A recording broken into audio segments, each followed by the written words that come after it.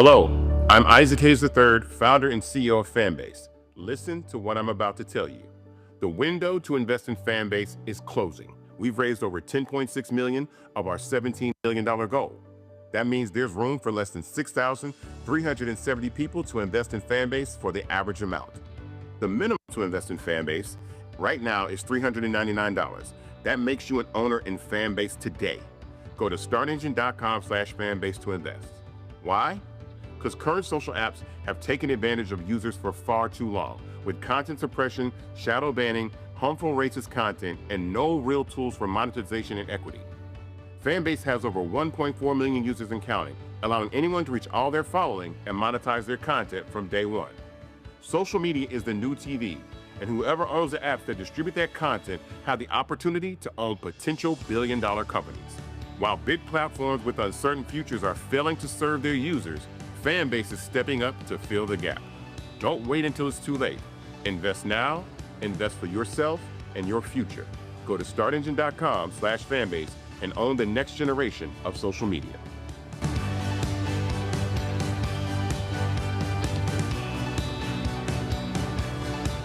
Folks, Black Star Network is here.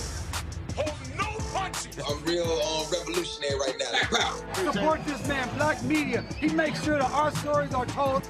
Thank you for being the voice of Black America, Roland. Stay black. I love y'all. All momentum we have now, we have to keep this going. The video looks phenomenal. See, there's a difference between Black Star Network and Black-owned media and something like CNN. You can't be Black-owned media and be scared. It's time to be smart. Bring your eyeballs home. You dig?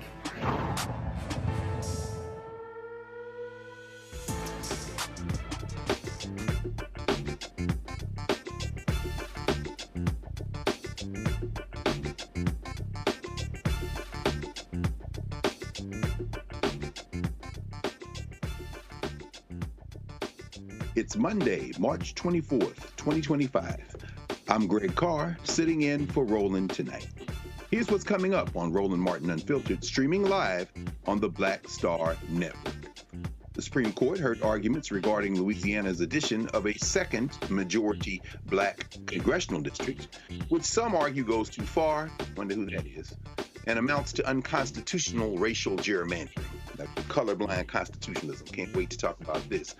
House Minority Leader Hakeem Jeffries says there should be a congressional hearing about the way Trump administration officials discussed sensitive attack plans against the Houthis in Yemen in a Signal group chat. Wow. The ceasefire between Congolese forces and Rwandan-backed M23 rebels collapsed on Monday. I'll be speaking with a professor from Morehouse College about its implications for the ongoing conflict in the Eastern Democratic Republic of the Congo. In tonight's Crockett Chronicles, we'll show you how the warning. What about this? A warning that Attorney General Pam Bondi issued to Congresswoman Jasmine Crockett about her comments about Elon Musk. And we'll have Crockett's response to that warning. A note to Pam Bondi: read the First Amendment. You are the Attorney General, after all, if only in name. In tonight's Fit, Live, Win, we'll talk to two women's health advocates, Coach Jessie and Angela Yee, about the importance of detoxing. It's time to bring the funk on Roland Martin Unfiltered, streaming live on the Black Star Network. Let's go. He's got it. Whatever the miss, he's on it. Whatever it is, he's got the scoop, the fact, the find. And when it breaks, he's right on time and it's rolling. Best believe he's knowing. Putting it down from sports to news to politics. With entertainment just for kicks, he's rolling. It's on go, y'all. It's Roland Martin, yeah. Rolling with Roland now. He's funk, he's fresh, he's real, the best, you know he's Roland Martin now.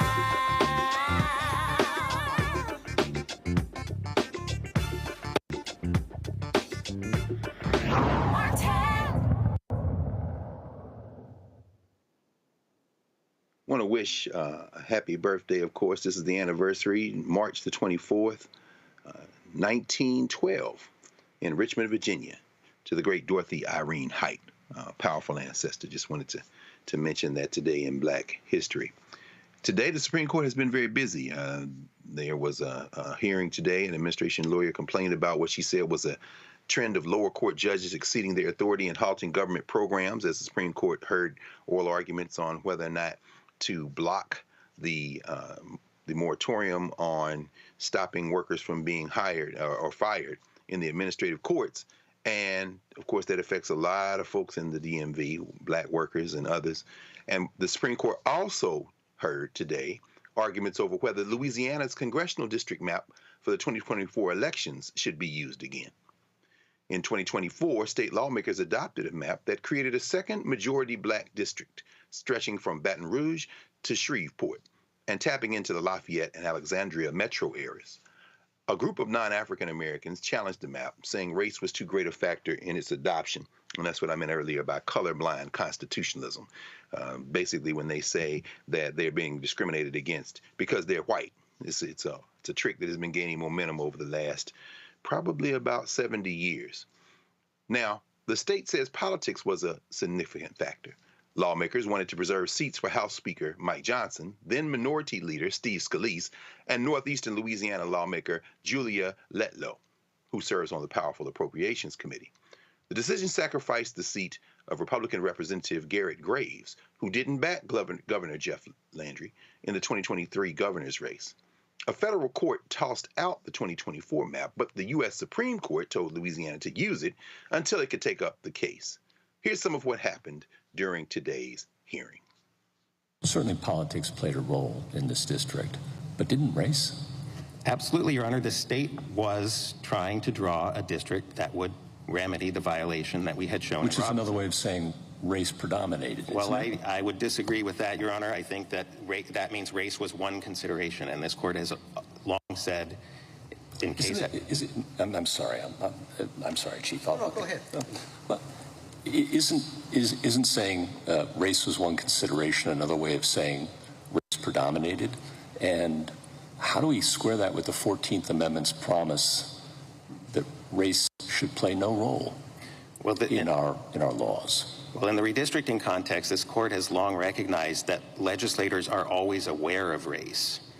And the fact that race was one thing they were considering when they drew the map does not mean it was the predominant thing. It means that it was one of many considerations that they had. Politics was another, communities of interest was another.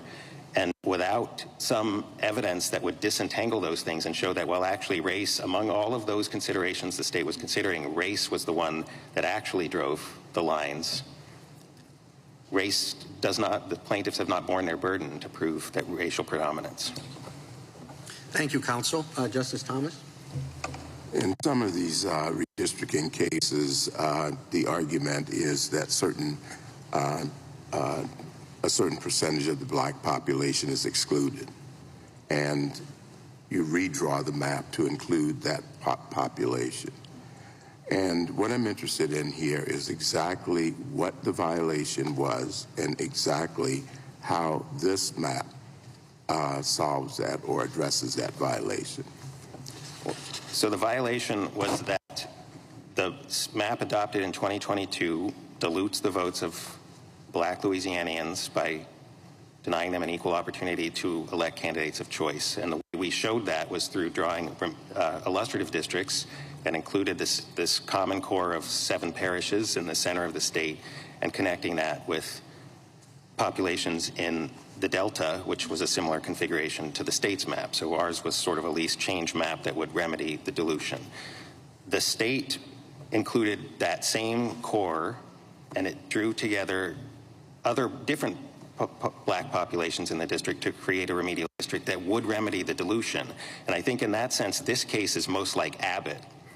In Abbott, the Texas court had held that there was a Voting Rights Act violation and the state needed to add additional majority-minority districts. The way the state did that was that it drew together some voters in that southwest Texas area where the violation had been proven with other voters in a different part of the state. And the court said that was fine. They did it for incumbent protection purposes. The fact that it was the least compact district in the state was not even part of the analysis. because the state had the flexibility to remedy that violation in a way that also advanced its political goals. All right. Well, we see there the continuing battle. We're going to take it up with our Monday night panel. Dr. Omokongo Dibinga, Senior, now I know this as an academic, Baba. Professorial lecturer, School of International Service, American University, and author of Lies About Black People, How to Combat Racist Stereotypes and Why It Matters. Renita Simpson, former Georgia State Representative, coming out of Atlanta, Georgia, and of course, Dr. Dibinga is out of Washington, D.C. And Mondale Robinson, Principal, Black Male Voters Project, and Mayor, Enfield, North Carolina. Brother Mondale, let's start with you, brother. Your thoughts, particularly since this alleged difference between political gerrymandering and racial gerrymandering has played out in the courts of your state in the federal government in recent years. Any thoughts about what we just heard? Can't hear you, Bob. I think you moved. There we go. Yeah, I think I find it interesting that we hear conservative justices questioning Gorsuch, specifically in this clip that you played, question is the idea of why states are drawing districts the way they want to, when he was one of the people that went along with the South Carolina ruling, saying that Republicans had the right to make it as politically attractive to their Republican voters in South Carolina as they wanted to. The idea now that voting is or gerrymandering because of race is not a thing that we should be concerned with, or at least when it benefits Black people, is fanciful to me, especially when we know the reason race must be considered when we're talking about voting, because this country, this very country, discriminated against Black people for so long on that very basis in this very space. So it's absolutely dastardly that we have Supreme Court justices acting as if they are being genuine in their questioning when they know damn well in this very district Black people had no voice, even though the 15th Amendment supposedly gave Black men the right to vote so long ago until the 60s. So I'm disgusted at this act, but it also shows us that we are constantly reminded that we are not full American citizens, especially when it comes to our right to vote as Black people. And us falling asleep at the wheel will put us right where we are right now in a losing position. Yes, sir. Renita, I want to ask you about this, of course, there in Georgia. He cited the Abbott case out of Texas, but the case that comes to mind, to my mind, in terms of political gerrymandering was Georgia versus Ashcroft, almost about 20 years ago. And of course, that involved the Georgia State Senate. Clearly, the court has carved out this theory of political gerrymandering being okay. But clearly, there's Section 5 of the Voting Rights Act, where you can't dilute Black votes. And you've seen that battle up close and personal there in Georgia. Any thoughts on what we heard today? Absolutely. So I'm going to piggyback off what my buddy Mondale said, because he's absolutely correct. We've seen this fight in Georgia. We've seen it very recently. When I served in the Georgia House of Representatives, I was on the Governmental Affairs Committee, which did go through the redistricting process. And I can tell you firsthand that in, approving maps like this and dealing with voting rights, race is always a factor in voting maps. And so Neil Gorsuch is being dense. And when he says that, well, using race as a factor means that it's predominant, and doesn't that conflict with the 14th Amendment? No, I would argue that the 14th Amendment is about equal protection for everyone under the law, regardless of race. And so what that means is that Black folks also have the right to elect representation that also would reflect them. The question of race has always come up in drawing these maps as it relates to pulling communities of interest together. Race is usually a factor because people understand that you're going to most likely have a similar live life experience, and that will pull you together as a community of interest as it relates to race, along with other things like making sure that the north part of the state is not making decisions for the south part where they don't live. So there are a lot of things that goes into these maps, but I would argue that the 14th Amendment really upholds the right for Black communities to have representation that accurately reflects their lives, and they have the right to elect their representatives. Absolutely, absolutely. Doc, we're here in Washington D.C., close to the action. I don't know if you've ever taken your students down to the Supreme Court chambers to hear oral arguments. We heard something that we didn't hear a whole lot of up until Trump became president. And that, of course, is the actual voice of Clarence Thomas coming from the bench. Any thoughts on, he claimed it's because he was Gullah Geechee and didn't like to be heard, but of course we know that was a lie. But he's been a little husky these last couple of Trump terms, and he's starting off all guns blazing now. Any thoughts on what we heard today? Yeah, he's definitely miraculously finding his voice, and I really thought that when it came to him, it was going to be no comment. I was just waiting to hear that.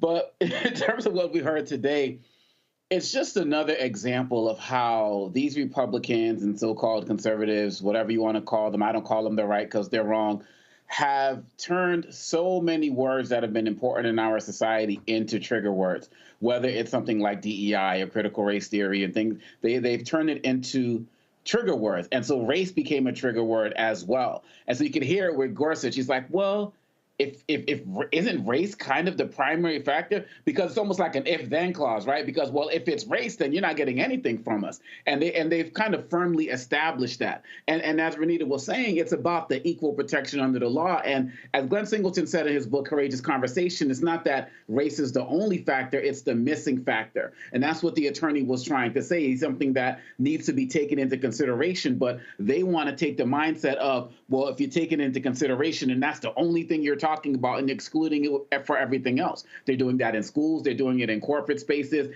and now they're looking at doing it with this question of redistricting. And so we have to be able, as I say a lot nowadays, to just call a thing a thing. They're trying to use the amendments that we fought for in this country, 14th Amendment, the Civil Rights Amendments. They're using those against us, as you started out by talking about, and we can't let it stand. And so this is something we have to continually speak out on, as at the same time we're making sure we're empowering the voters who are in these areas for what's to potentially come one way or the other.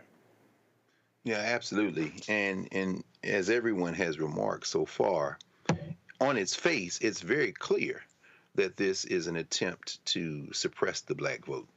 And they've been successful, of course, as I said earlier, they've been successful in separating out the idea of what they call political gerrymandering, which they say is non-justiciable. That was Rucho versus Common Cause, I think, back in 2019, as opposed to racial gerrymandering. And I'm wondering, and I always have this question, Brother Mondale and also Sister Renita, because you all have both served as elected officials, as I said, and had to have these knockdown, drag-out fights, either with city councils or state legislators. At what point do the various attempts to suppress the black vote through gerrymander, whether it be cracking and packing like we saw in in Alabama, of course, whether it be what we see here where a third or more of the voters in Louisiana are black and they continue to try to suppress that vote. At what point does gerrymandering become something that can't work effectively to suppress the number of black voters in a district? I mean, it's just a matter of demographics. I don't know if either you have some thoughts. Mondale, maybe go first, and if you like, and then Renita, please jump in on that. Yeah, and listen, I don't want to be confused as blaming voters for this problem. But I think, this is what we see is the lack of participation in primaries has led us to this point in a lot of the way. And I'm not saying that, voters not participating in primaries is a voter fault, because we as candidates, as politicians, should be doing more to reach voters to make them feel inspired, empowered to vote and participate in the primaries. But I think what happens is we have these weak candidates, or these candidates that are so tied to the establishment that they're not willing to push our party further to the left. And it is a sad day that fighting for black rights, voting rights, is considered a leftist idea. But what we do see, though, is people willing to capitulate or give in on things that are detrimental to the black voting power. And I think until we have, in these black districts, until Mississippi is a bright blue state, until Florida is not a purple state, until Texas is blue, and that comes from organizing, we're going to be, and I know that sounds abstract and futuristic, but we have to really get serious about these states where black people really can make an impact without waiting on dollars from the DC establishment to say that this is a priority to them. We, as a black community, have to reevaluate what it means to organize our community and fight. And some people will be left out. And what I mean by left out, I mean, in the way that people lost things, like people that fought so that we could sit at these voting or in these voting booths and participate. We know that some of these people will not see what's on the other side, meaning black equity. Mississippi should be the state right now already. for instance, because I sound like I'm talking in circles, but I need people to understand me. Scott Cologne we should already be behind this brother, pushing him to run for Senate in Mississippi, to make sure that we have a black Senate candidate, someone who's elected, someone who's progressive, someone who has the chops, someone who got elected on a progressive platform as DA and stuck true to that. Right now, speaking from the community, born and raised in that community, and nobody in DC is paying attention to Mississippi and this election, that we can really win and get rid of Hyde Smith down there in that state. We're not doing that ourselves. So we are always going to be holding to a white party establishment and what they think is a priority. And I think until we say we can be Democrats, but we need the Democrats to be black. And what I mean by that is stand up for black people and black needs. And we're not seeing that in our leaders or what so-called leaders. Yes, sir. You know, Renita, I spent yesterday evening with the Howard University Alumni Association of Atlanta. Shout out to them, raising money for student scholarships.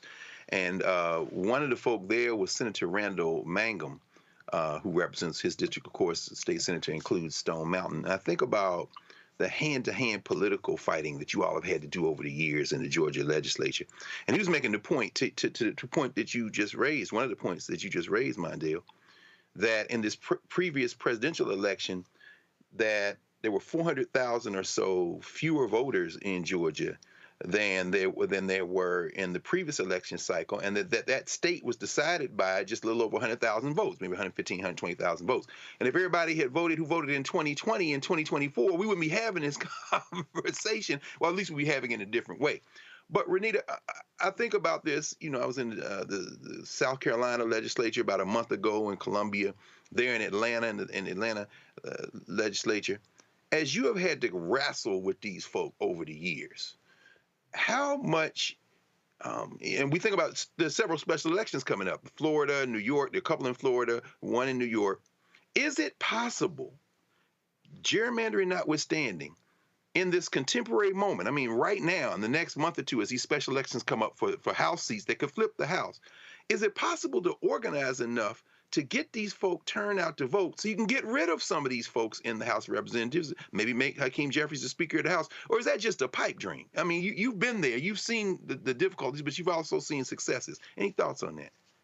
It's absolutely possible. Similar to what Mondale said, you have got to have candidates who are going to galvanize the base. And the first step of that is a Democratic Party needs to admit, which they have consistently kicked against and will do anything not to admit this. But the Democratic Party, I would say the folks who vote for Democrats, this is a black party. That is what they need to admit. They don't want the issues that campaigns run to reflect what is essential to black voters. That's one of the reasons why you continue to see that campaigns are largely run, statewide campaigns and national campaigns, with only one issue that isn't even the most central issue to black voters. For example, listen, I've been the largest voice on abortion in the state. I literally put my body on the line when the bill came up in Georgia to outlaw abortion. But even I will tell you, as somebody who put their body on the line for it, that is not even my top number one issue. There are issues that resonate and reflect in the black community that come well before you get to things like abortion, well before you get to some of the issues that Democrats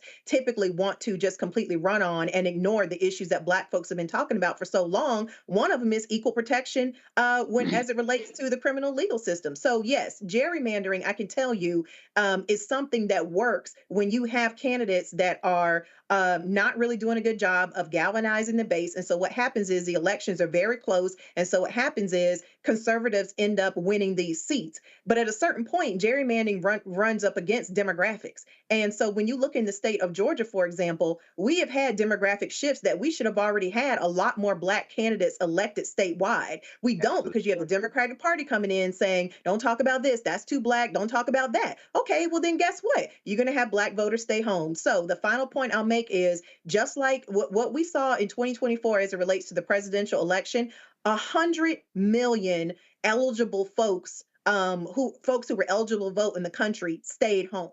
9 million more registered voters. Now, these are people who are already registered. All they have to do is go to the booth and vote.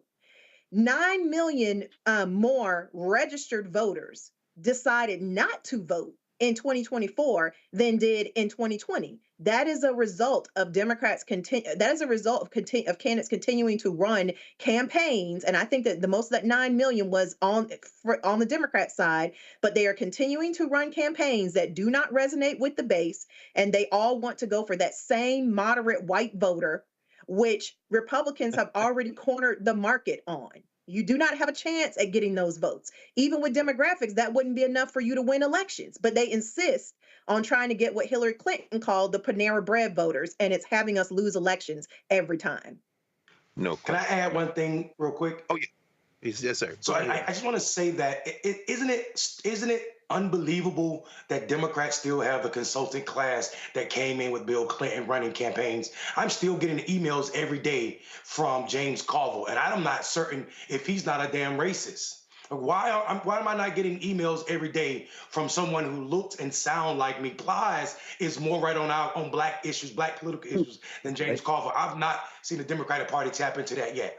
I'm not suggesting that Plies is a political strategist. What I am saying, though, is it is blatant that they continue to go to the mainstream media, allow pundits who never won an election, ran an election, or turned out a single damn black voter to have more influence on what this party is and isn't going to say. The idea that the Big Tent Party is now reevaluating should they talk about Big Tent issues is a capitulation to whiteness. We are not the party of whiteness. They left with Ronald Reagan and Strom Thurmond when they became Republicans, and they're not coming back.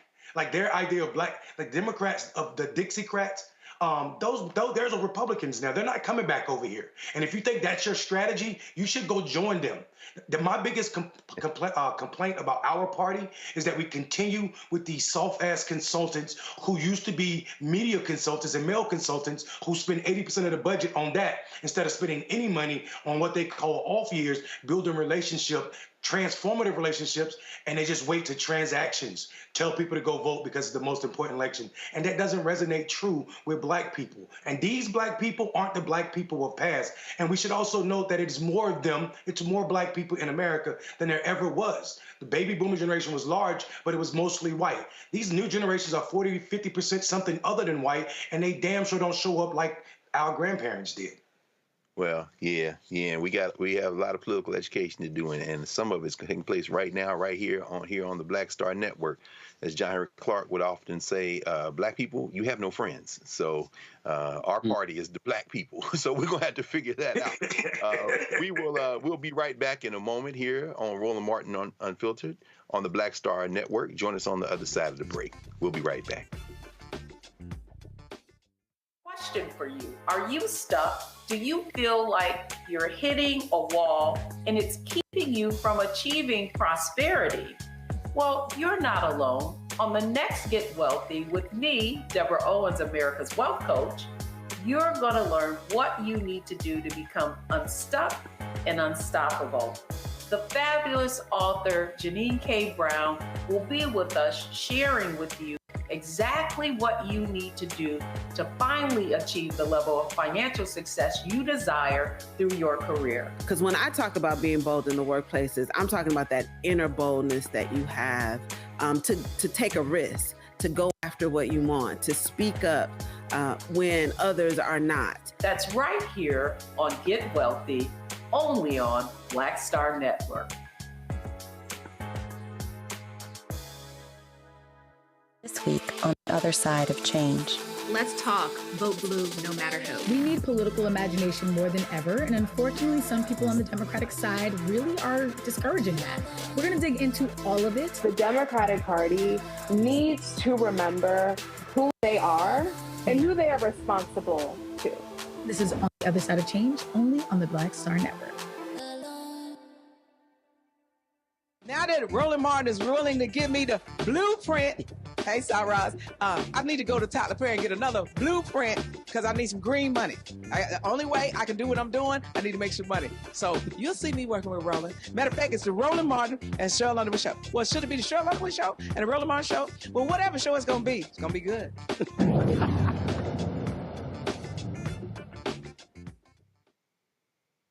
Welcome back to Roland Martin Unfiltered here on the Black Star Network. I'm Greg Carr, sitting in for Roland Martin. Today at a little after noon, 12:06 p.m. Eastern Time, specifically, a bombshell dropped on the webpage of the Atlantic Journal, the Atlantic magazine. Jeffrey Goldberg, writing under the headline, "The Trump administration accidentally texted me its war plans," said that U.S. national security leaders included me in a group chat about upcoming military strikes in Yemen. Goldberg writes, "I didn't think it could be real." Then the bombs started falling. During a press conference today, House Minority Leader Hakeem Jeffries criticized Defense Secretary Pete Hegseth and other senior Trump administration officials for their reckless handling of sensitive attack plans against the Houthis in Yemen in a Signal group chat. They're on the group chat with these secret plans. Not so secret, I guess, huh, little Marco? You on that group chat, to which a reporter had been added. Let's hear what Hakeem Jeffries had to say. Editor-in-chief of the Atlantic says he was caught on this text chain Signal chat with top Trump administration officials as they were discussing these airstrikes in Yemen. What is your reaction to that? And do you believe there should be a congressional investigation? There should absolutely be a congressional investigation so that we can understand what happened, why did it happen, and how do we prevent this type of national security breach from ever happening again.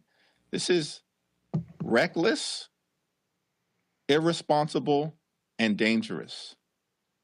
Who are some of these people that Donald Trump has put into the most sensitive national security positions in America?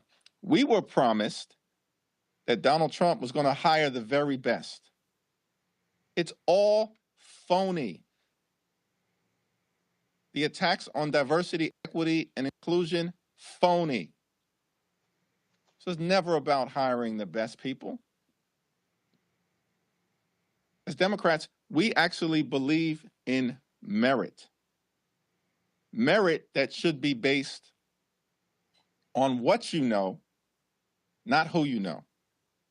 And understand, this whole Trump administration is filled with lackeys and incompetent cronies. I'm not talking about any particular individual, though I will note that the Secretary of Defense, who was on that chain, has got to be the most unqualified person ever to lead the Pentagon in American history.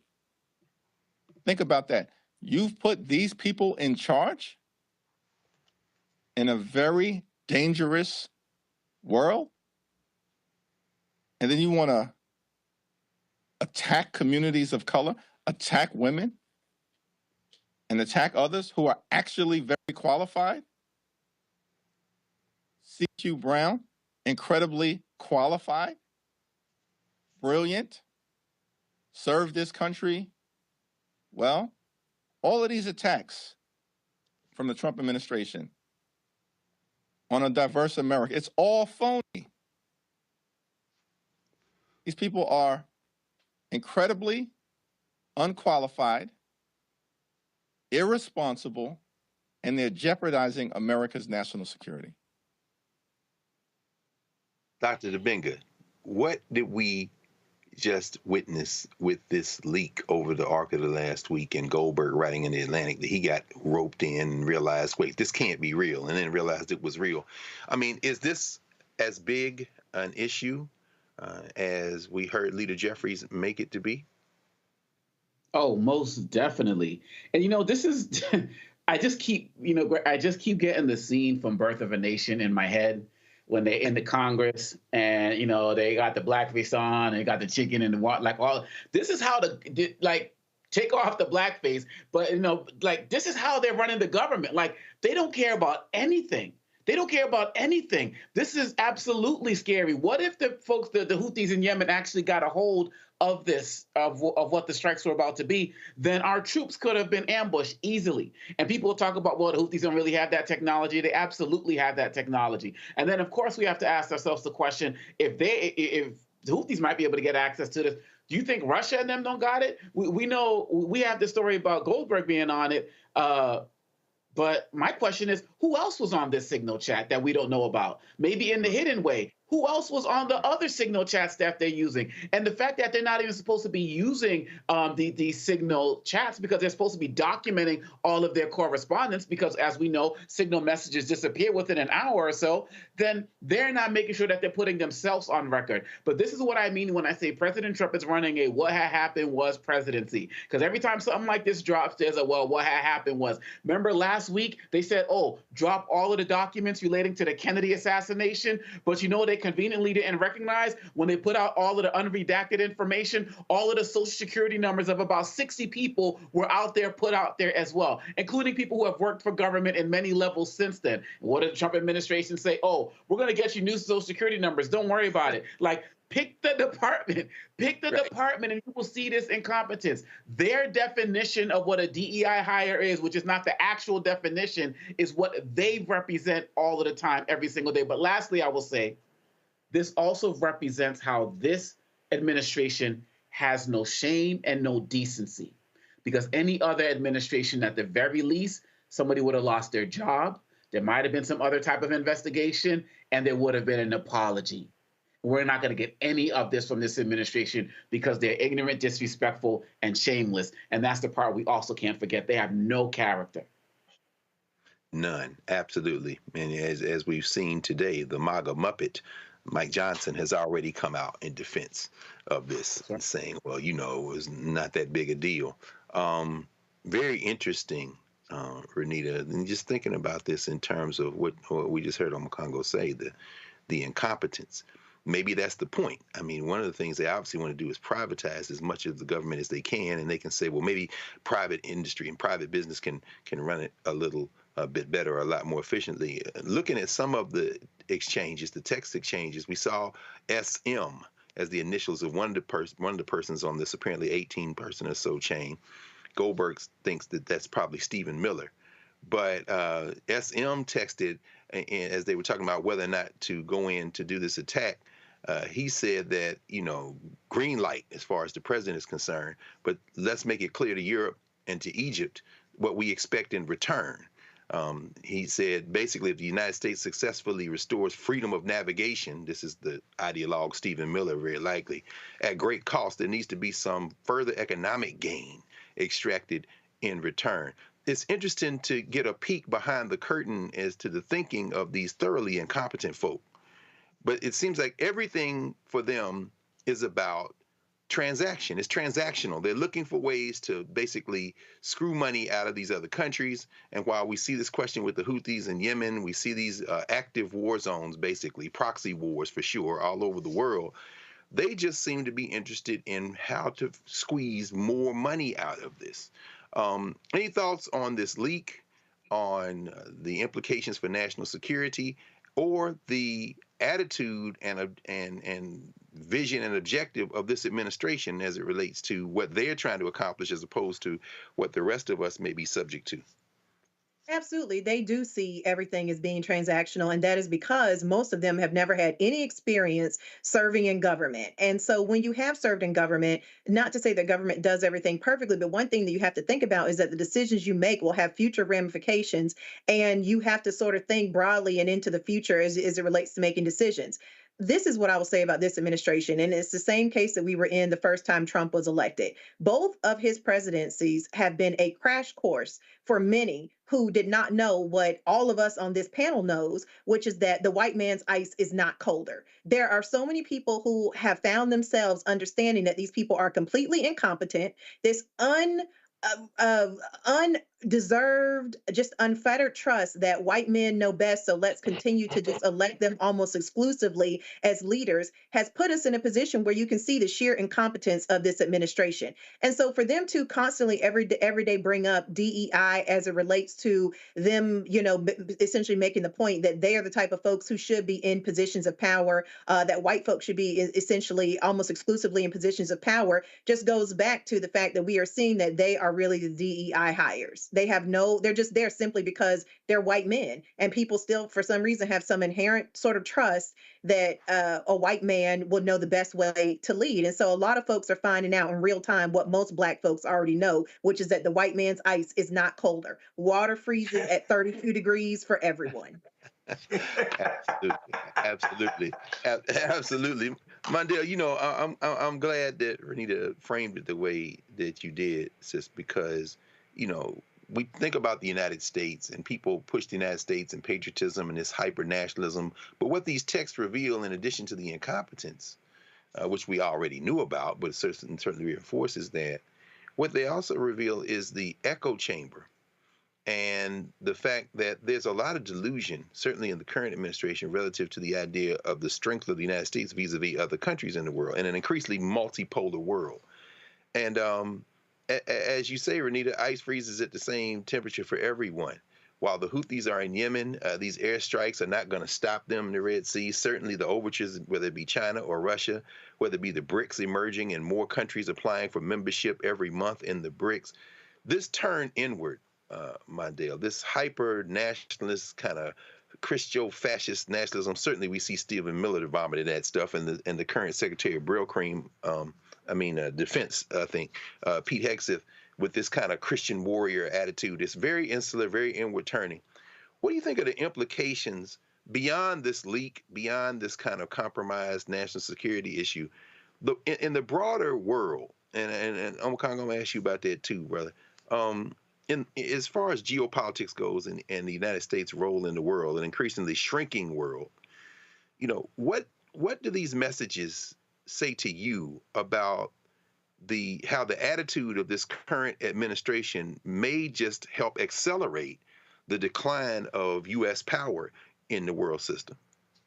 Listen, I think we are naive if we don't believe that you don't have to be a leader of a foreign nation to realize that people aren't looking to America in this moment as they did even, you know, a couple of years ago. Because how could you take this administration from what you're seeing, but for these, you know, these racist white people who swear Trump is the second coming?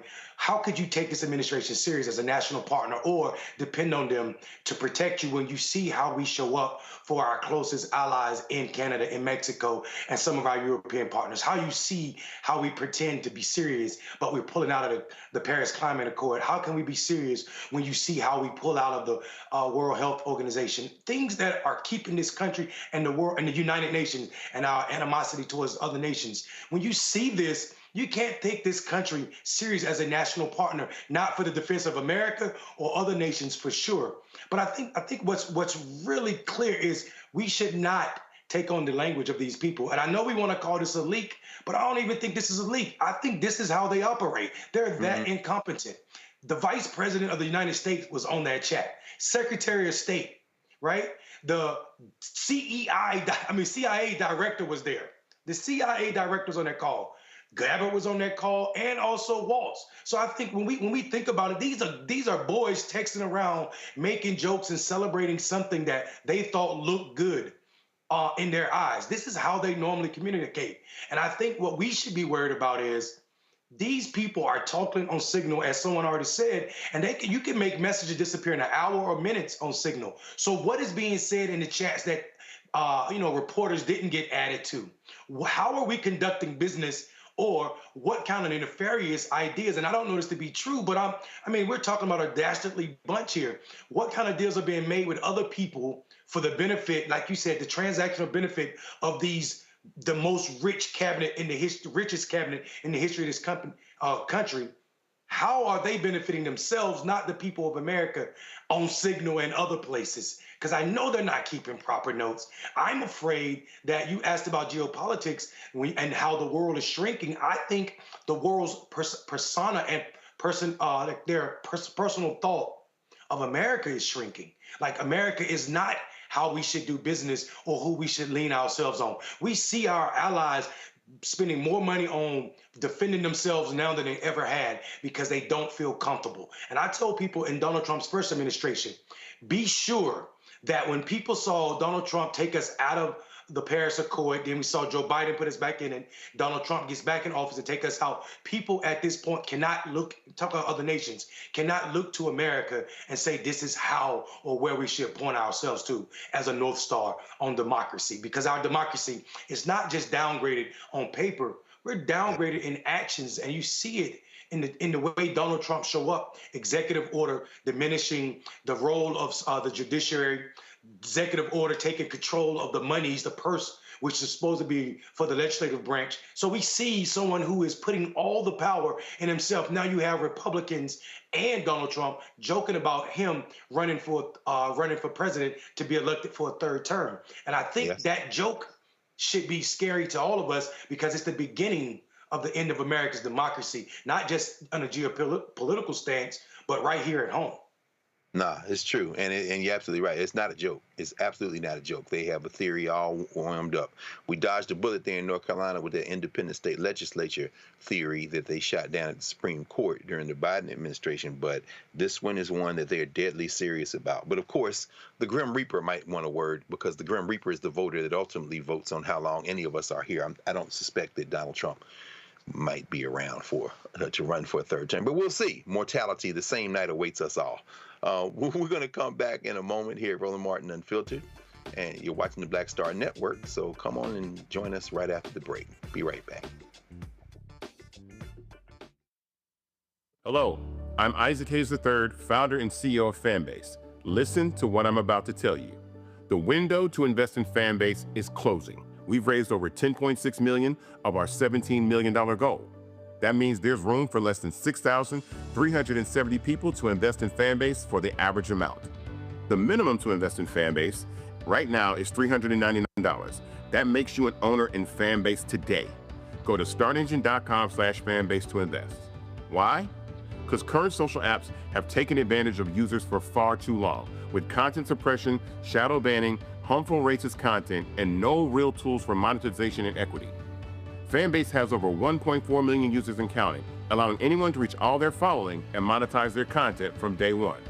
Social media is the new TV, and whoever owns the apps that distribute that content have the opportunity to own potential billion-dollar companies.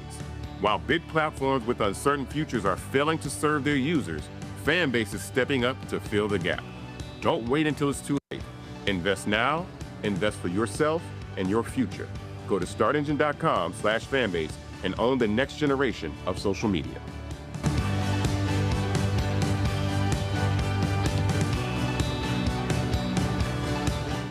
Hey, what's up? It's Sammy Roman. Hey, it's John Murray, the executive producer of the new Sherry Shepherd Talk Show. It's me, Sherry Shepherd, and you know what you're watching, Roland Martin Unfiltered.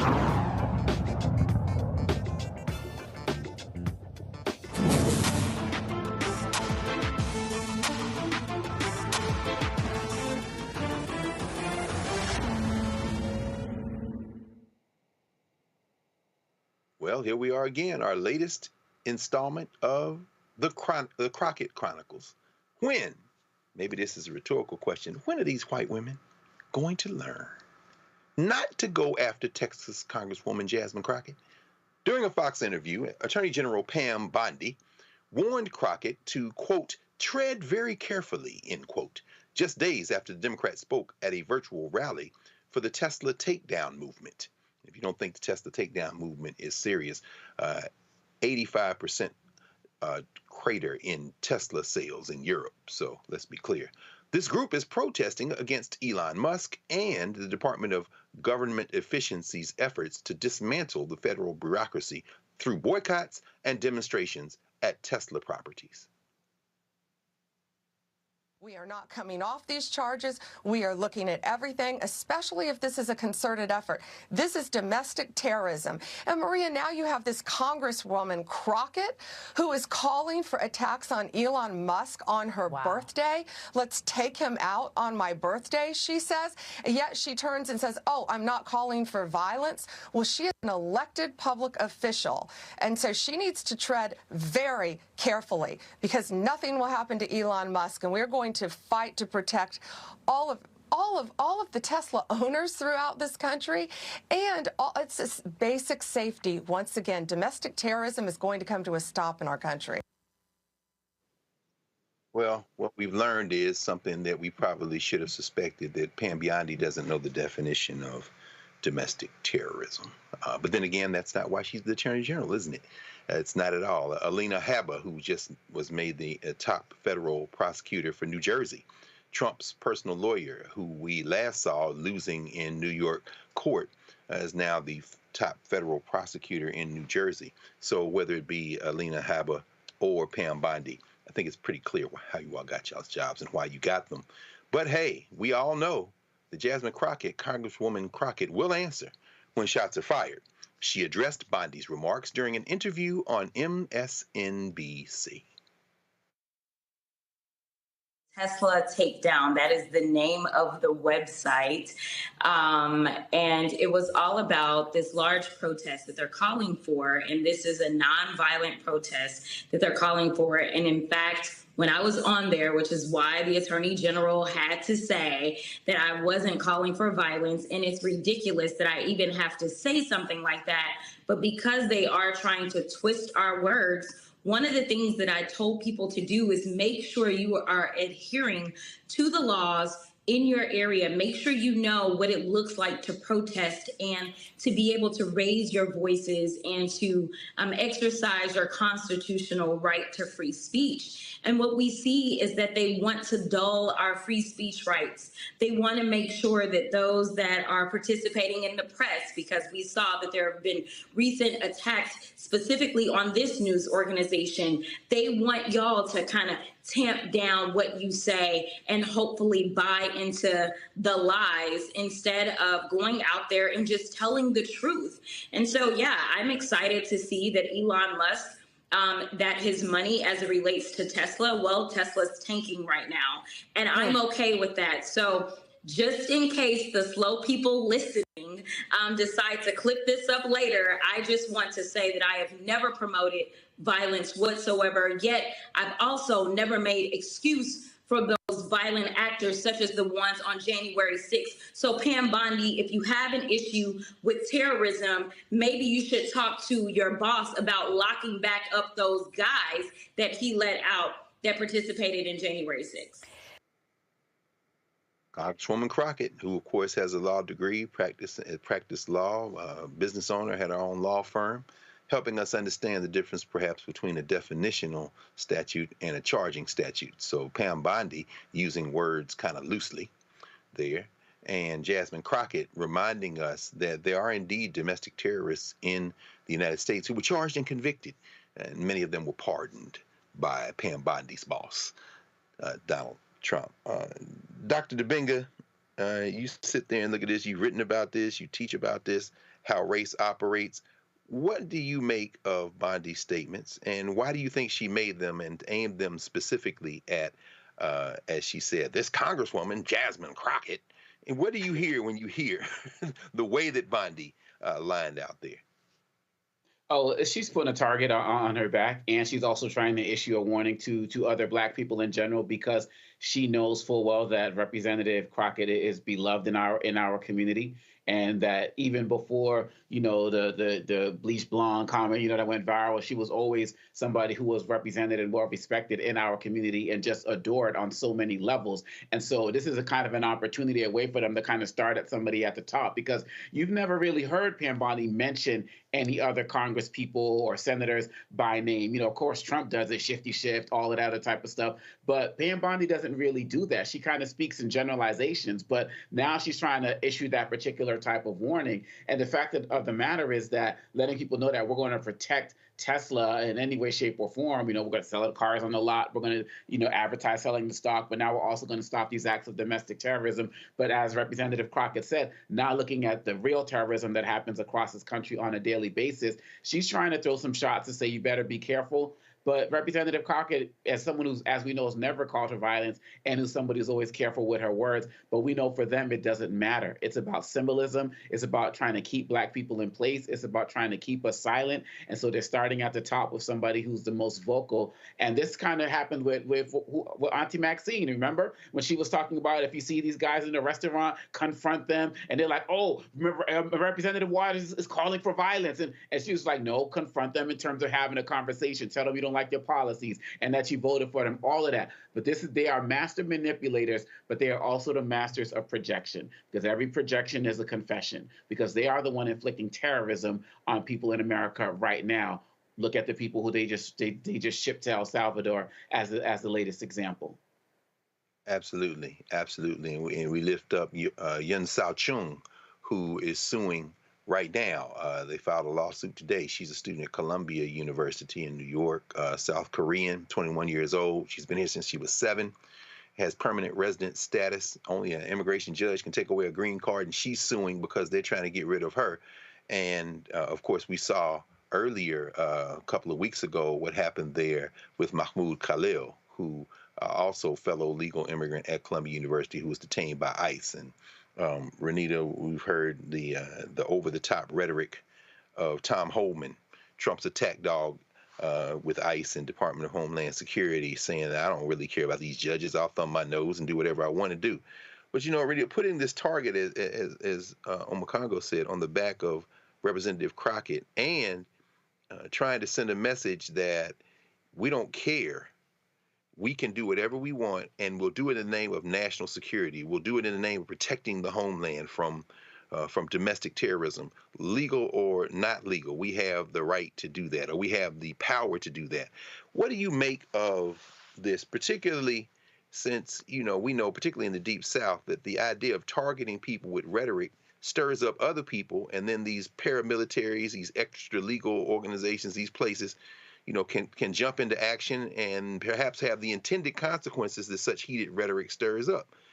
Should we be preparing to protect Representative Crockett at all costs at this point? I mean, what do you make of this situation? We should, because statistically, Black women, when they serve in public office, receive more death threats than any other demographic of elected official. I certainly received my share of death threats while serving. Folks who will call my office and say, conservative white men call my office saying, I'm coming down to the Capitol on her right now, calling, demanding for my home information, all types of stuff. At the end of the day, Pam Bondi, and I would just say conservatives overall, they are the most thin-skinned people you can possibly find. They would not last as a Black woman elected official. If they had to be us for one day, they would quit by lunchtime. And so for Pam to add sauce to what Representative Crockett said, because that's what she did. Representative Crockett said, I hope that Elon will be out for my birthday, referencing getting him out of the White House, which is correct because he's not been elected by anybody. He doesn't belong there. She says she wants him out, and that is her right. She's broken no laws by saying that she wants him out. She's simply saying that she does not wish Elon well. Pam, I don't wish you well, and that is my right as an American. So I think that this whole game that they are playing, trying to basically force it on people that they have to continue to give Elon the popularity that he is used to, and that people have to only have good thoughts about how they run this administration, is a bunch of garbage. The more you try to shove something down a person's throat and tell them to think a certain way, it never works out well. People inherently reject that, and people inherently reject what you're trying to do. If you are doing such a good job, and this includes Pam Bondi, Trump, all of them, if you're doing such a good job with the way that you're running this administration, then you wouldn't be having to tamp down on what people voice and what they think about how the administration is going. People would be happy with it, but they're not. And people do have the right to speak up and say that they are not happy with it. Indeed. I just want to sit there for a second in the fact that people are calling your office, threatening to come down there. That is, hey, y'all, this ain't the 1940s, 50s, or 60s. We're talking about right now, 21st century. I just want that to resonate very loudly. And we should all hear that crystal clear, you know, whether or not the threat is the threat. It doesn't matter where it's coming from. It's, man, just thinking about that. Brother Mondale, yeah. What do you think? What are your thoughts on this? Well, I think people should hear what, I mean, like we shouldn't even, like you said, we should sit there for a moment, because Renita just said something. She was a servant, a elected servant, and getting death threats. I'm someone who does not stay, I've not slept a night in my bed as mayor in a town. I have to go and leave that town every day. I have meetings because of death threats for tearing down a Confederate monument. 2.5 years, I'm moving back and forth from hotel to hotel and different locations for the protection of me and my wife. Credible threats where people have my address because I was doxxed by the Loyal White Knights, which is the largest Klan chapter in this country, the same ones that planned Charlottesville.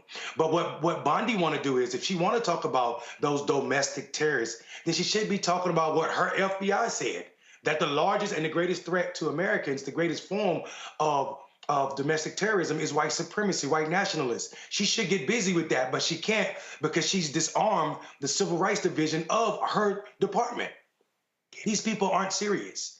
And a matter of fact, I don't know if she understands the difference between domestic and global, but the Take Down Tesla is a global movement and it's a global call to action. And it says directly on their website that they are against any form of violence or property destruction and vandalism, but they definitely want anybody that owns stock in Tesla to get rid of it, dump it, anybody that owns a Tesla to sell it, and also to protest this weekend in front of one of the 500 locations worldwide. 30 of them are planned in the United States, across 30 states. So I think this idea that they think that is a form of violence, it is in their mind because they are white people not understanding why black people and other people are standing up or having the right to be uppity Negroes in this moment. And that will always be a form of terrorism for people who support and stand for the idea of whiteness. You, me, and everybody on this panel do not have a right, and Crockett included, do not have a right to question whiteness, a white person. And I think that's the point they're speaking from. The problem is they're saying it out loud. And we need to listen to them because they're not dog whistling anymore. They're letting you know that black people need to be in their place. And if you're not, we're willing to use all matters of government to put you there. Absolutely, absolutely. And for those who are, so glad you brought the global context there. For those who have been paying attention, the electric vehicle leader in the world, the giant, is BYD out of China. Can't buy them here, of course, but today, BYD reported annual revenues from 2024 of around $107 billion. Last year, Tesla's annual revenue was $97.7 billion, and that's without access to the U.S. market. That profit jumped 34% for BYD in fiscal year 2024. By the way, about 2 weeks ago, they announced a quantum leap in battery technology. They now have announced a battery that can go almost 300 miles for an electric vehicle on a 5-minute charge. Elon Musk, do you hear what's coming for you, baby? I know that's why you want to steal our tax dollars, but we'll be back in a moment here at the Black Star Network and Roland Martin Unfiltered. Back in a moment. Next on the Black Table with me, Greg Carr. Succession. We're hearing that word pop up a lot these days as our country continues to fracture and divide. But did you know that idea, essentially a breaking up of the USA, has been part of the public debate since long before and long after the Civil War, right up to today? On our next show, you'll meet Richard Crichton, the author of this book, who says breaking up this great experiment called America might not be such a bad thing. That's on the next Black Table, right here on the Black Star Network. Hey, what's up? Geek Tony in the place to be. Got kicked out your mama's university, creator and executive producer of Fat Tuesdays, an air hip-hop comedy. But right now, I'm rolling with Roland Martin, unfiltered, uncut, unplugged, and undamn believable. You hear me?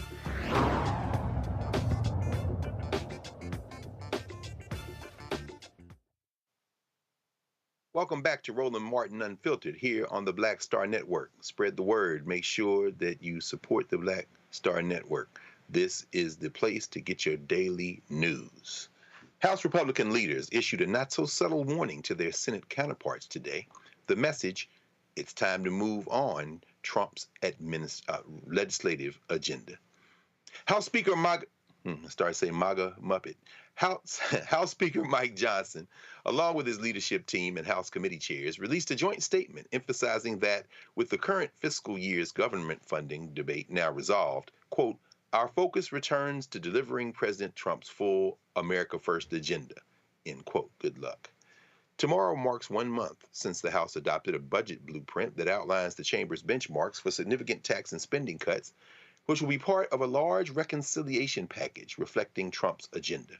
The budget reconciliation process allows Republicans to pass their priorities without the risk of a Democratic filibuster in the Senate. However, Senate Republicans are interested in making changes to the House budget, while lawmakers in the House prefer to maintain their original plan. This is very interesting.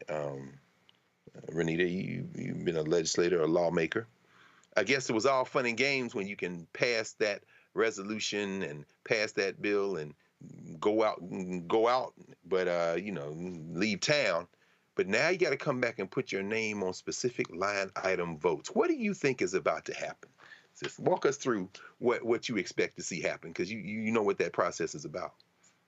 What I expect to see happen is what I think was going to happen for a long time, which is that the stopgap bill that they passed just to avoid the government from shutting down, now they've got to put in place a real budget. And what you're going to see is the rubber meeting the road. So that fiscal sort of outline that they previously passed never had details as to what the final budget would entail. And so I think that you're going to see now even the infighting between the GOP, because now as it relates to how you are going to cut as much as what you would need from the budget in order to provide tax cuts for the rich, which is what the reason why Trump is trying to cut all these federal agencies. You're going to have to touch social programs like Medicaid, Medicare, Social Security. And at the end of the day, as much as these GOP reps might want to support Trump and the Trump administration, they have a district to answer to. And when you have to go and explain to seniors things like, oh, there's going to probably be a problem with your Social Security, or oh, the Medicaid that most local hospitals depend on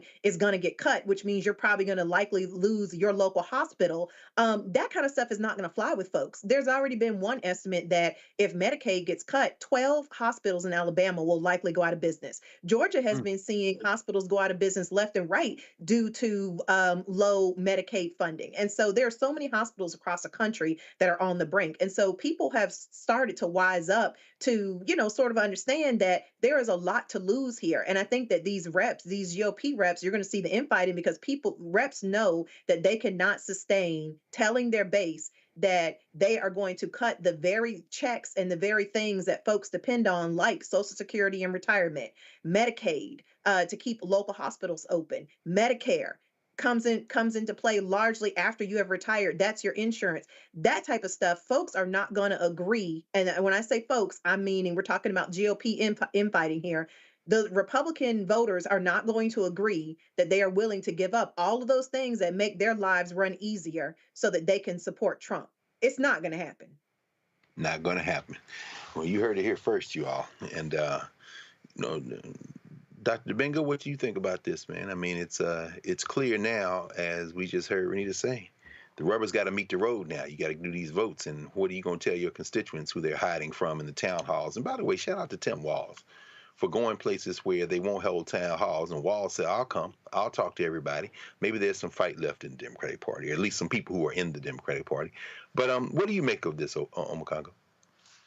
Well, I think this is just another reminder of the fact that Republicans don't know how to govern, and many of them don't have an interest in governing. Most Republican presidents in recent memories are the ones that left us with recessions, and these senators also can't get out there and talk like a Marjorie Taylor Greene and other people who are in safe districts. They got to worry about winning statewide. And so this is one of the challenges when it comes to Republican administrations, when they're basically running the table in terms of running, the House, and they got the presidency as well. Of course, they got the courts now, of course, as well. They can't govern.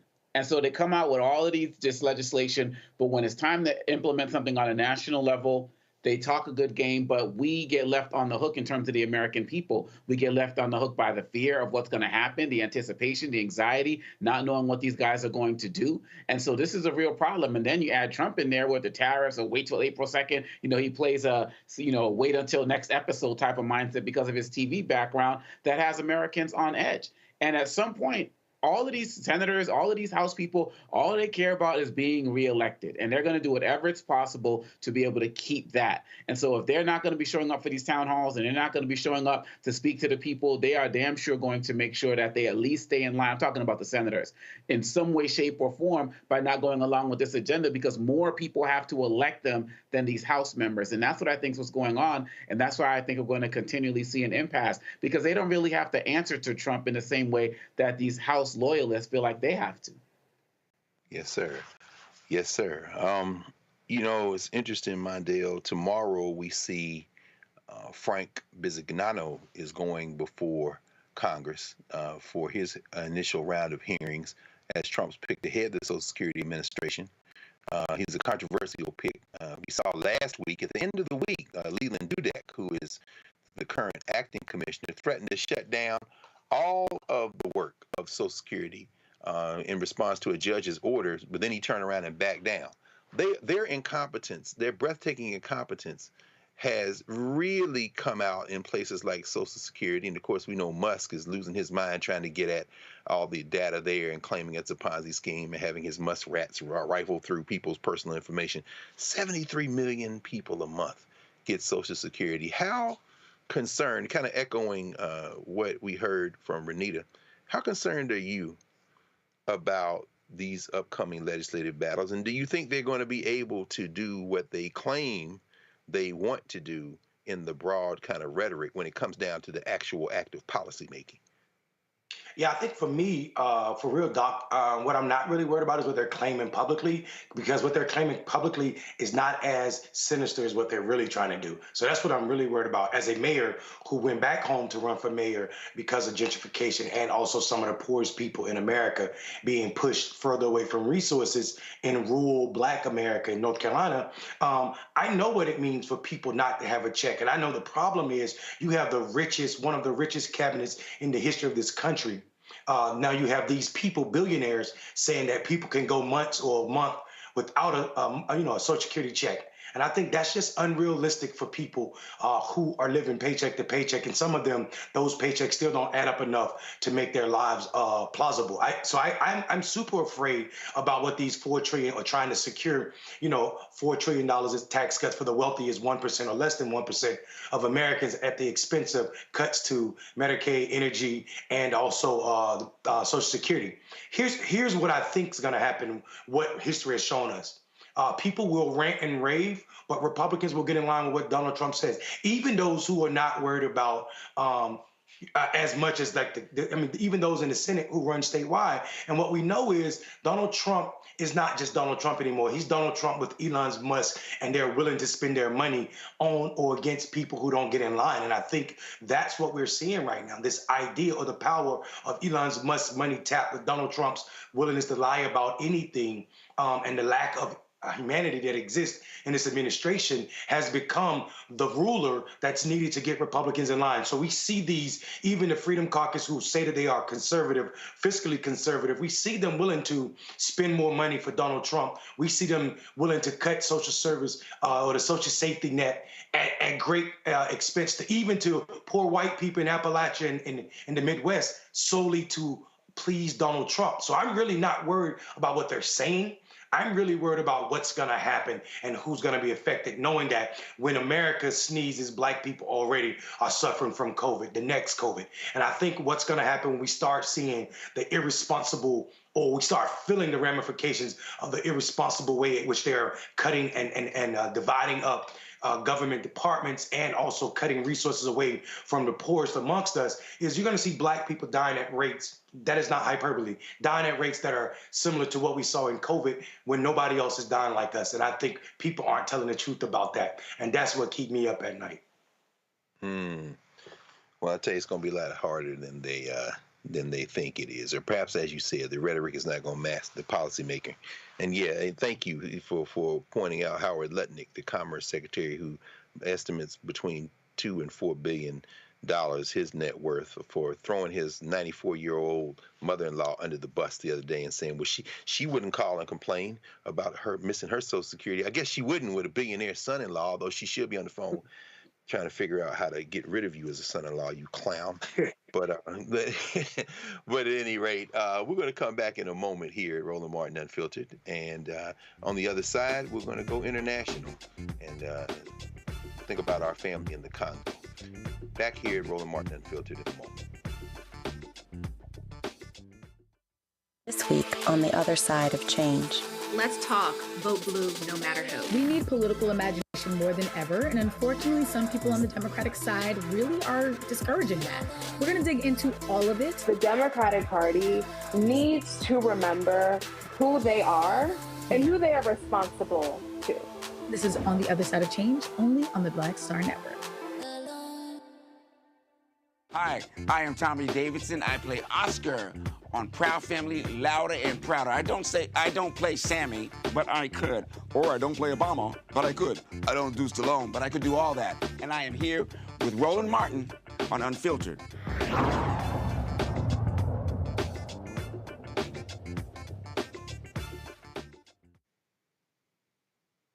A de facto ceasefire between Congolese forces and Rwandan-backed rebels in the eastern Congo town of Walikale appears to have broken down. The rebels reneged on a pledge to withdraw and accused the army of violating its commitments. The conflict in Congo, rooted in the long fallout, in part in the long fallout from the 1994 genocide in Rwanda and competition for control of mineral riches, has led to rebel control of eastern Congo's two largest cities, thousands of deaths, millions of deaths over the arc of the decades, and fears of a wider regional war. We're very happy to welcome here to Roland Martin Unfiltered my friend and brother, Dr. Sam Livingston, who's Associate Professor of Africana Studies at Morehouse College and has been a long-time organizer, supporter, advocate, and comrade in the struggle to bring peace to Congo. Welcome to Roland Martin Unfiltered, Dr. Livingston. Dr. Carr, my brother Greg, it's good to be with you, man. Yeah, Sam, walk us through this, man, if you don't mind, because, I mean, folks know about Congo a little bit. They hear it. We've had the boycotts. We've had the idea, you know, being educated around coltan. But for some people, they don't know where to begin and where to end. Could you help a viewer who may be hearing this for the first time or who thinks they may know, or even who thinks they may know, help us with a little bit of background as to what's going on in Congo? Absolutely. I would definitely put this in a little bit of a longer context. You know, the Rwandan genocide beginning in April of 1994, which we need to commemorate with our Rwandan brothers and sisters, was one of the hair triggers. But really, this began once the United States government under President Eisenhower decided that he would, for the first time in American history, assassinate a sitting president.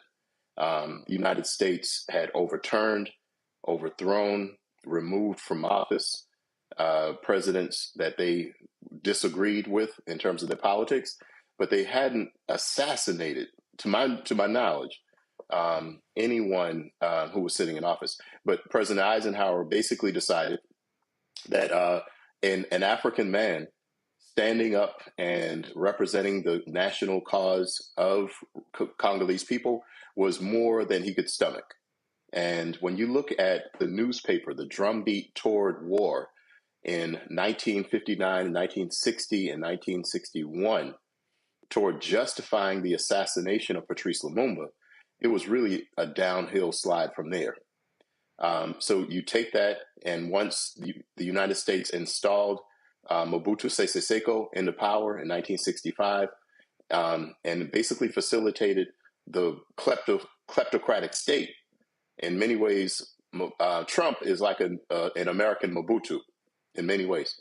They basically facilitated the theft of billions and billions, if not trillions and trillions of dollars in wealth.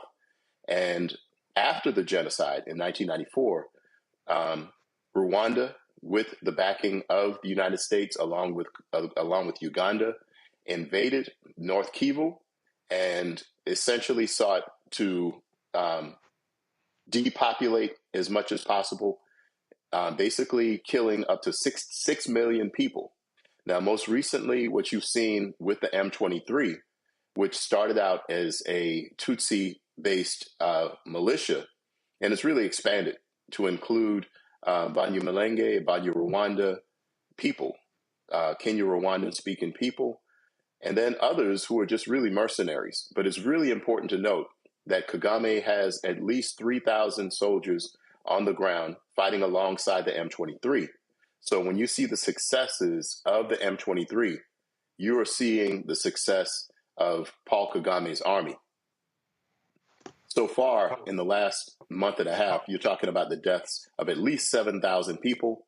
But again, when you put it in the larger context, you're talking about millions of people, and it rarely catches a news beat at all.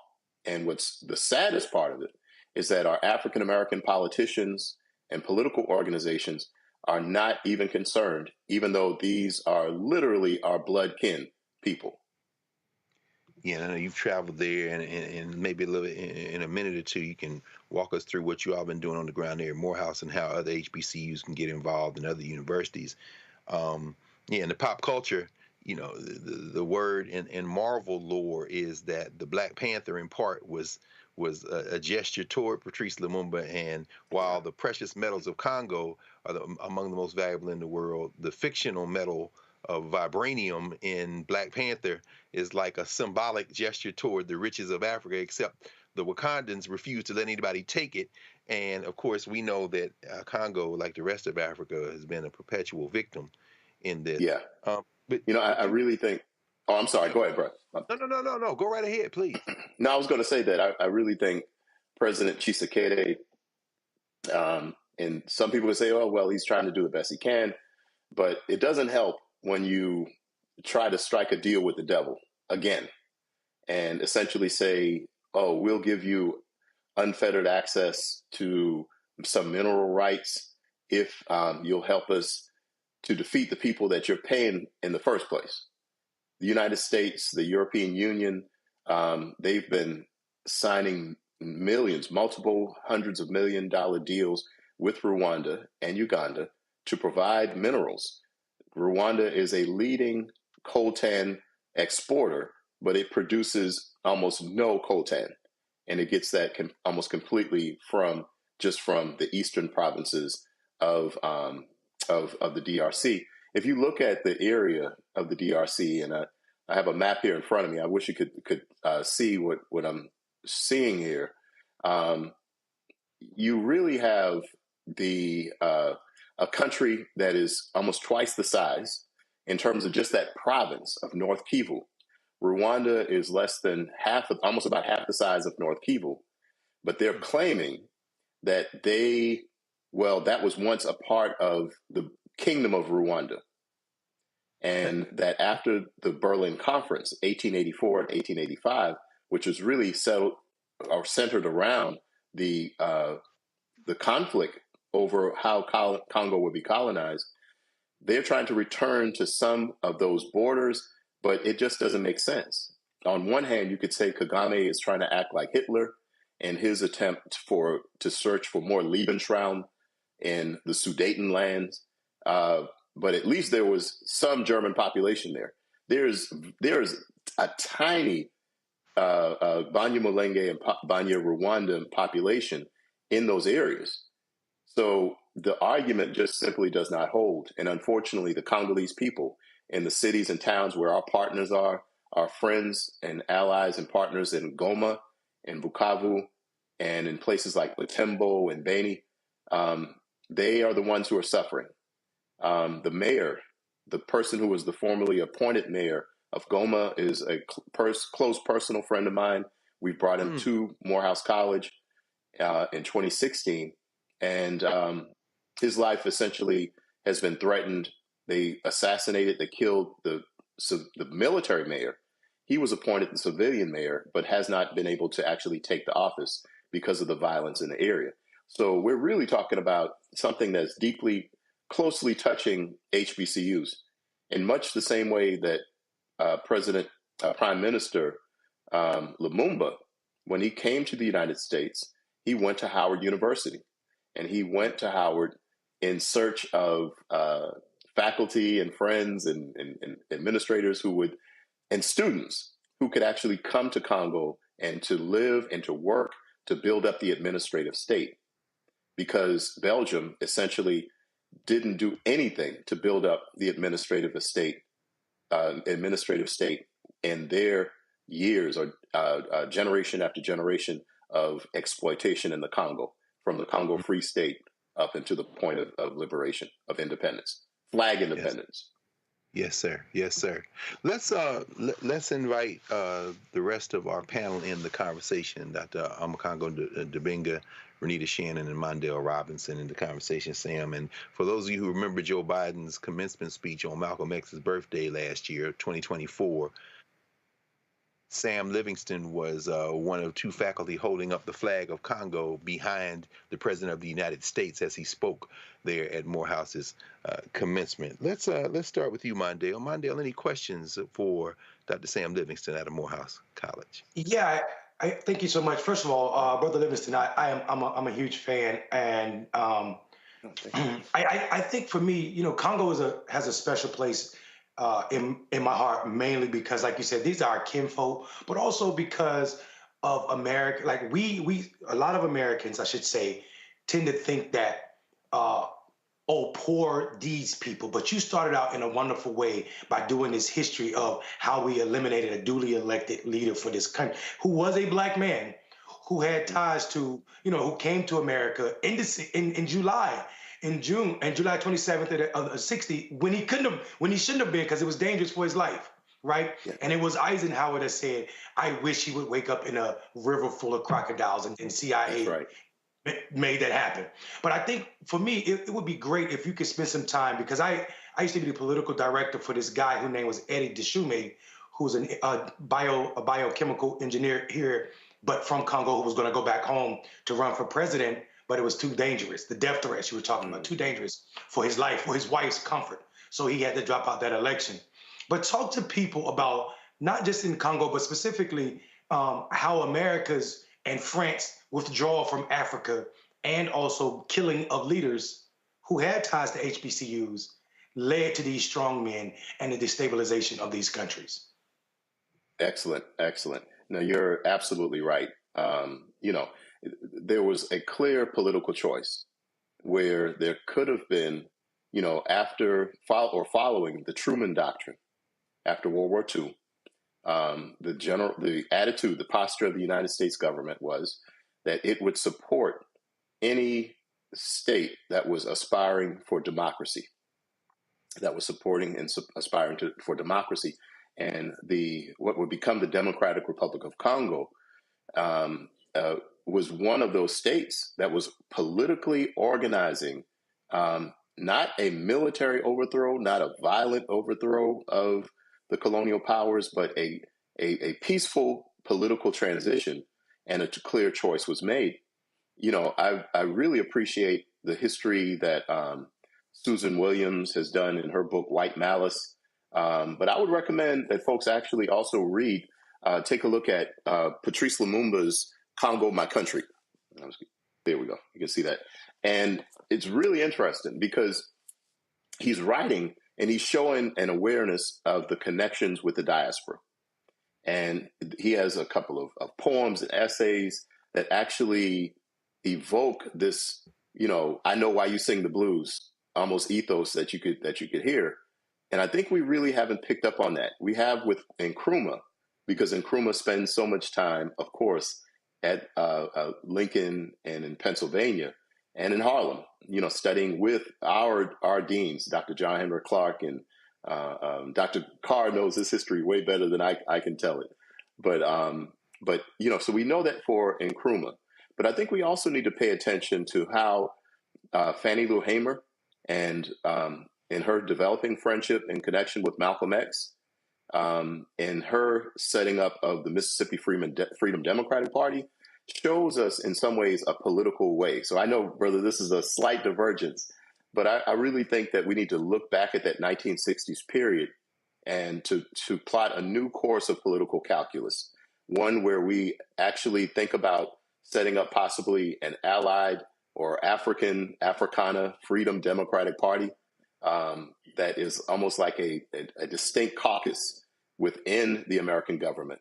But it's going to be up to us, that is the grassroots people in organizations like Friends of the Congo, to help to plot that political course.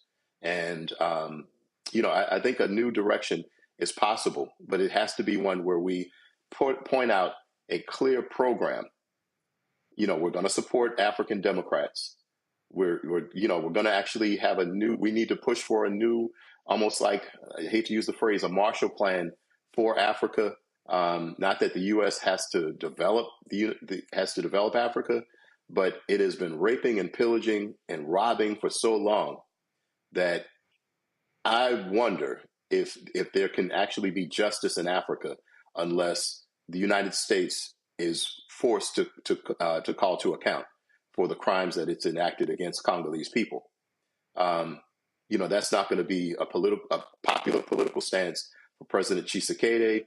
He may not be able to stomach that based upon how he's gone groveling to President 47. But I still think that we need to push for that new direction. So I definitely agree with you. Our political destinies are tied together. And in many ways, what Malcolm X spent the last year and a half of his life, as short as that was, he spent it organizing African people in America around the OAAU. Spent much more time with that organization, even compared to the Muslim Mosque Incorporated.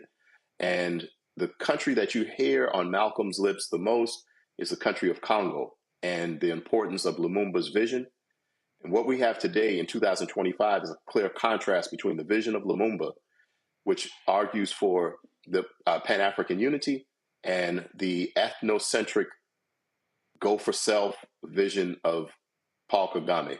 And I hate to put it like that, because it's not Congolese people versus Rwandan people, but Rwanda's leader is pushing toward a direction where there can be nothing but another African world war, similar to the wars that took place, the Congo Wars of 1996 into the early 2000s. So how do we intercede? I think we need to look at Malcolm's path, look at Andre Blouin and Patrice Lumumba and so many other Pan-Africanists who show the direction, and talk to our brothers and sisters about how transforming Congo can actually help to transform us politically, ethically, and to redeem our own sense of humanity, our Muntu-ness, our Ubuntu-ness. Mm-hmm. Thank you, Doc. We're going to go now to Sister Renita Shannon, and while we ask you if you have any questions or comments for Dr. Livingston, I would also like to know whether you recommend folks watching the documentary Soundtrack to a Coup d'etat, which sounds like low. Excuse me. Folks. Yes. But anyway, we'll go ahead, Renita, and then we can fold all that in. Dr. Livingston, thank you for being here. And this is just a, tribute to the power of Black media, just you even coming on to discuss Congo, because it certainly does not get the level of media coverage that it deserves. My question for you is, it's well documented, and you've even stated some of this about the United States' role in the conflict in the past. Can you estimate for us, in your opinion, what is the current level of participation of foreign governments contributing to this conflict, as well as tech companies? Because over the last year, we've seen reports on social media about tech companies contributing to this conflict behind the scenes, arming rebels. And we've also seen, that foreign governments have been a part of this conflict. I just think it would be naive to assume the United States has stopped interfering. I think that would be naive to assume. So what is your opinion of the level of participation? It's really interesting. When the United States helped to assassinate Lumumba, they didn't pull the trigger, but they provided the intelligence, they provided the political cover, and they basically told the United Nations under Dag Hammarskjöld that you are going to help us to isolate this man and to neutralize him. Today, the European Union and the United States, they've signed.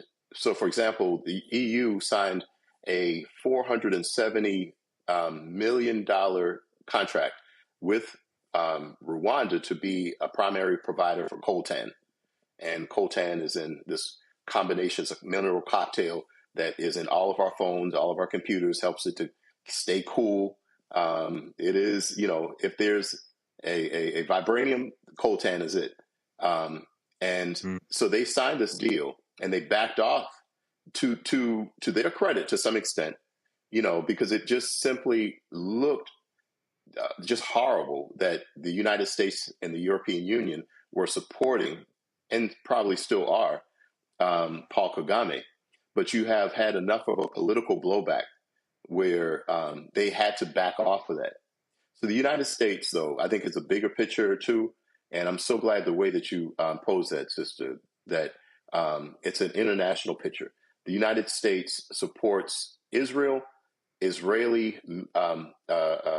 mining magnates, people like Dan Gertler, who are involved in Glencore, the mining company, where the United States actually sanctioned Gertler, but then Joe Biden basically pulled the sanctions back. In the last year of his administration, basically said, oh, well, maybe we can get him to give Congo some of the money back, and so they've ceased to actually sanction Dan Gertler and Glencore. That type of half-hearted effort is what we see. So it sends a message to people like Kagame, unfortunately, that there's only going to be a slap on the wrist if you actually go into the Kivus and just like Greg was mentioning, at Walikale, the DRC finally was able to actually punish M23 using their old Soviet MiG fighter jets. They bombed and struck these M23 positions and forced them to renegotiate or recalculate their position, meaning retreat. Anybody reading this, you can see between the lines, they basically have to retreat. But the United States, for a long time, made it impossible for DRC to even defend itself because there was an arms embargo against the country, not against the rebels, but against the country. Then when we look at it, there's this position, and I'm looking at the article, an op-ed in the American Enterprise Institute by Michael Rubin, basically arguing that America should side with the rebels in the DRC. Now, the same rebels that have been raping, killing tens of thousands of civilians, killing children, women, and these are the rebels that conservative politicians, basically, this Michael Rubin is arguing that we should be siding with them because, after all, then that would put us in line with Kagame. As bad as we think things are in DRC, Congo, the DRC, is making progress toward becoming a nation that is that's an indicator on the potential that it has to actually be a transformative force in Africa and the world. I'm watching some Congolese news, and they have built this huge cultural center in Kinshasa with the help of China. But what we really need is a patriotic military where the soldiers they're paid and not pennies on the dollar, because that's what happens. You basically, at M23 were Congolese soldiers, but Kagame basically was like, "Oh, I'll pay you 10 times what they're paying you," and I may be overstating that, but they basically paid them much more, and they decided that they would side with this rebel incursion, which supposedly was about taking on and putting down the former Hutu genocidaires from the Rwandan genocide. But we know that those genocidaires are old now. There's no way that they're still trying to punish these same soldiers who probably are in their 60s and 70s. Mm-hmm. They are about minerals. They're trying to take the minerals, just the same way they did under Mobutu. Kagame is the new Mobutu. Kagame is the new Moise Tshombe, trying to balkanize and carve up the Congo to enrich himself and his small inner circle of people. But I got to just reiterate again, it's not the Rwandan people. It's that regime, that very murderous regime. They've assassinated and jailed their political opponents. Yes. So our partners in Congo and other places, we know that they're very brave in standing up for their national independence. Sam, let me jump in right quick just to make sure we get Brother Omokongo, who Congo is literally in his name. He's got some direct ties to the country and to the people. Dr. Omokongo Dibinga, any questions or comments for Sam? And maybe as you then answer and begin to wrap, Sam, you can let us know how we can all be involved and keep us aware of some things going on. Please, Omokongo, the floor is yours, brother. Oh, I really appreciate it. I so appreciate everything you've done to uplift the Congo. Both my parents are Congolese. My father was actually a professor of Lumumba back in the day, so from the same clan. And I've done a lot of work in this country. My father was imprisoned by Mobutu and stretched in multiple directions in an underground prison. So, the story of the Congo has always been real in my life. A lot of my poetry and hip hop reflects the Congo as well. So I've always respected your work and what you're doing and what you continue to do. Thank you on behalf of all Congolese people. My question is taking it back to America. Dr. Carr was asked you on the low, about your thoughts about the documentary soundtrack to a coup d'etat. But the general idea of how African-American jazz musicians were used to help sell the U.S. agenda overseas in the Congo. And I'm seeing the same thing happening now. I'm seeing people like Kendrick Lamar performing in Kigali. I'm seeing John Legend performing in Kigali. I'm seeing pictures of Dave Chappelle and Kagame, which is interesting because when Lumumba came to the United States, one of the students he was looking to work with was, or young people he was working with was Dr. Yvonne Sion, who's Dave Chappelle's mom. That's right. So it's just like, what are your thoughts as it relates to how through organizations like Move Africa and Global Citizen, African Americans are being used, entertainers are being used to prop up Rwanda in a way that is detrimental to Congo? Absolutely. You, man. Before you answer, man, we're gonna keep this one tight, but we're gonna have you back. Omar Congo, man, that was we got to have a longer conversation about this, quite frankly. But I just want to jump in because we're gonna have to wrap in a second. But go ahead, Sam, please. Okay, no. I would just amen, brother. Let me say your name correctly, brother. Omar de Congo. Omar Congo. It's like the month of May in the country. Dibenga, yeah. Omar Congo. My apologies. But you're on point. You're on point. I do think that we need some direction from our grassroots and political organizations, and more shows like the Roland Martin's the whole network, the Black Star Network, to really be clear that there's a clear political calculus, and it's either we're talking about a unified and healthy Congo and Africa working for its people. And when we put it in that way and we engage our brothers and sisters like J. Cole, like Kendrick Lamar, all of whom, John Legend, just as you mentioned, Rwanda, I visited Rwanda, but I made a stance that I talked to our Andrew Young Center that, I would have to step away from being on an advisory board if you can't take a position against the genocide that's taking place in Eastern Congo.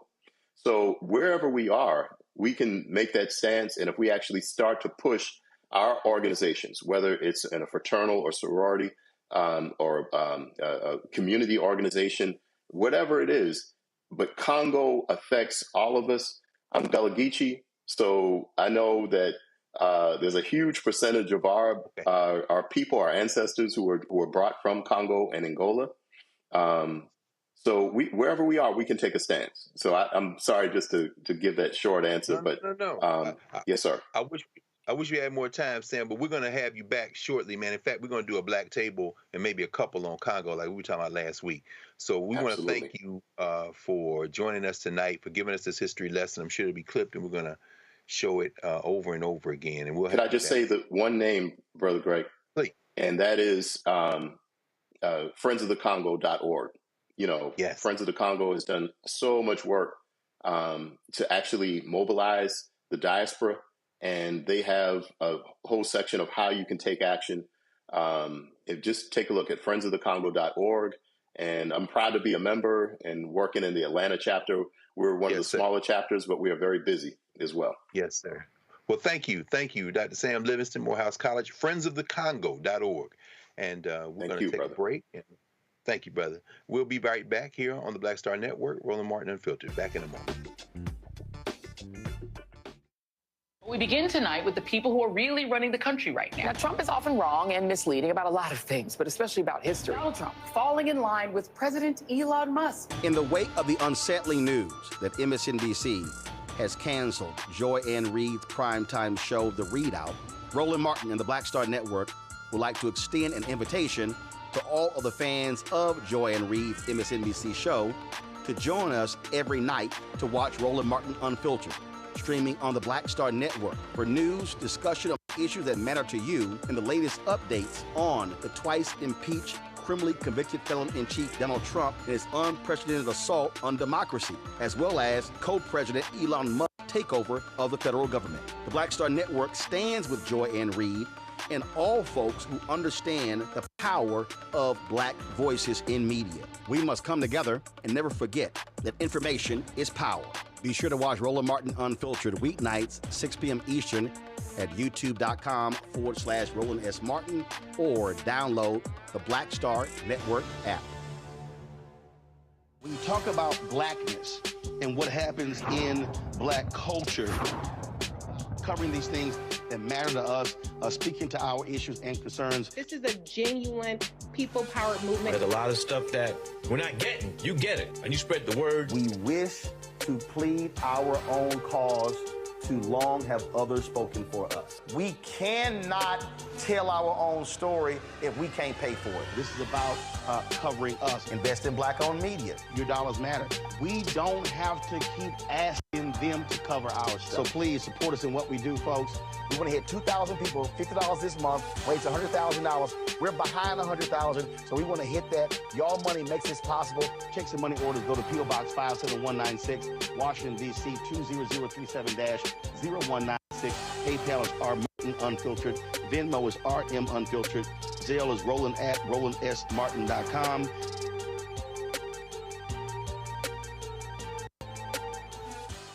This week on A Balanced Life, we are talking about protecting your peace when life be lifing. I mean, honestly, so much is going on, from dealing with chaotic leadership, trying to figure out how we're going to work on these 90-day holds, how to unburden ourselves from the things that are happening in our lives, all the way through knowing what it means and what it looks like to just take the time to work on self. How much time are you spending on wasteful movements? Like what energy audit do you need to do on your personal time and your personal life? Because maybe some people don't need to have that front seat perspective on your life. Maybe some people need to be in a different position where they don't cloud your view. That's next on A Balanced Life with Dr. Jackie here at Black Star Network. Next on the Black Table with me, Greg Carr. Succession. We're hearing that word pop up a lot these days as our country continues to fracture and divide. But did you know that that idea, essentially a breaking up of the USA, has been part of the public debate since long before and long after the Civil War, right up to today? On our next show, you'll meet Richard Crichton, the author of this book, who says breaking up this great experiment called America might not be such a bad thing. That's on the next Black Table, right here on the Black Star Network. What's up, y'all? Look, Fanbase is more than a platform. It's a movement to empower creators, offering a unique opportunity for everyday people to invest in Black-owned tech, infrastructure, and help shape the future of social media. Investing in technology is essential for creating long-term wealth and influence in the digital age. The Black community must not only consume tech, we must own it. Discover how equity crowdfunding can serve as a powerful tool for funding Black businesses, allowing entrepreneurs to raise capital directly through their community through the Jobs Act.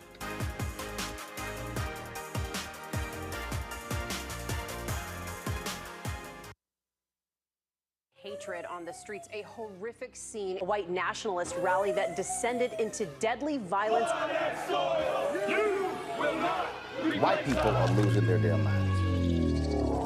As an angry pro-Trump mob storms the U.S. Capitol, we've seen We're about to see the rise of what I call white minority resistance.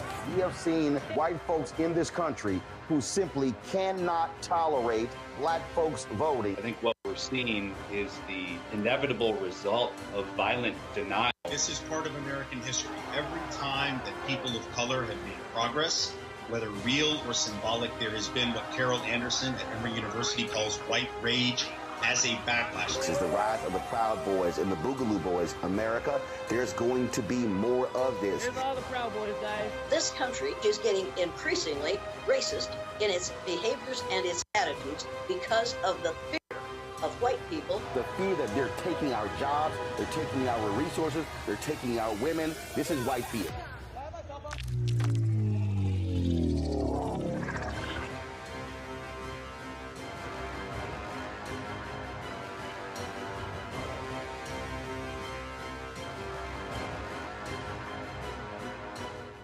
Hello, I'm Paula J. Parker. Truly proud on the Proud Family. I am Tommy Davidson. I play Oscar on Proud Family, Louder and Proud. Hi, I'm Jo Marie Payton, voice of Sugar Mama on Disney's Louder and Prouder Disney Plus, and I'm with Roland Martin on Unfiltered.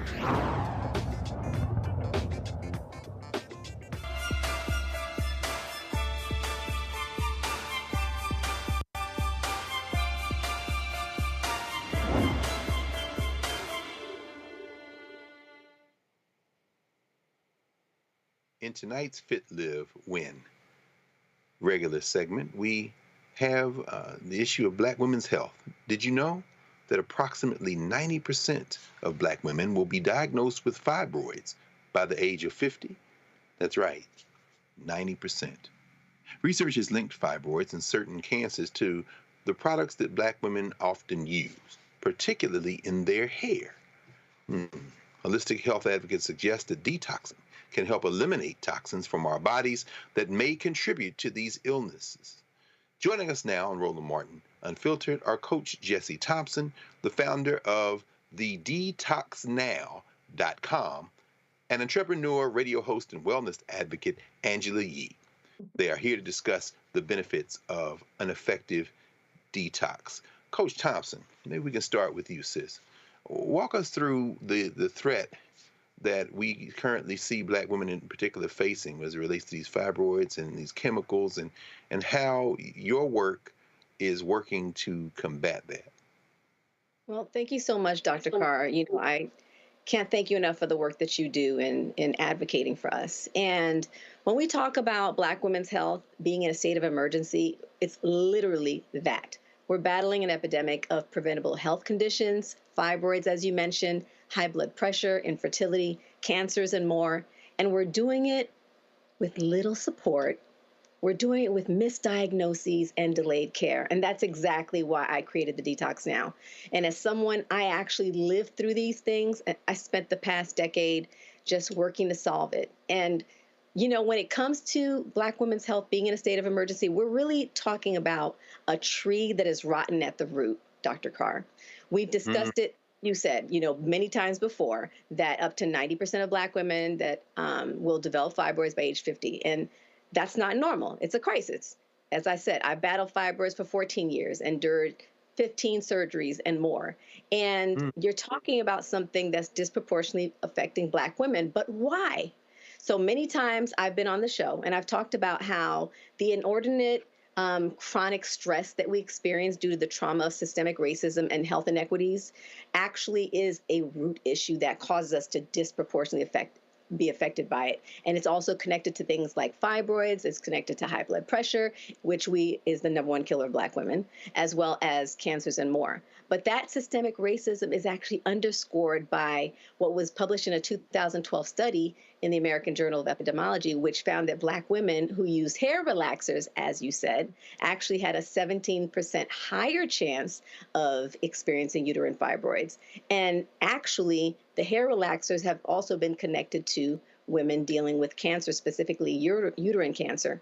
Then layer that with a study in 2022, okay, that actually from the Journal of Exposure Science and Environmental Epidemiology, which found that nearly 80% of the beauty and personal care products marketed to black women contain harmful ingredients that were linked to hormone disruption, reproductive damage, including fibroids and cancer. So this highlights that disproportionate exposure that black women face because guess what? We are being targeted with these toxins.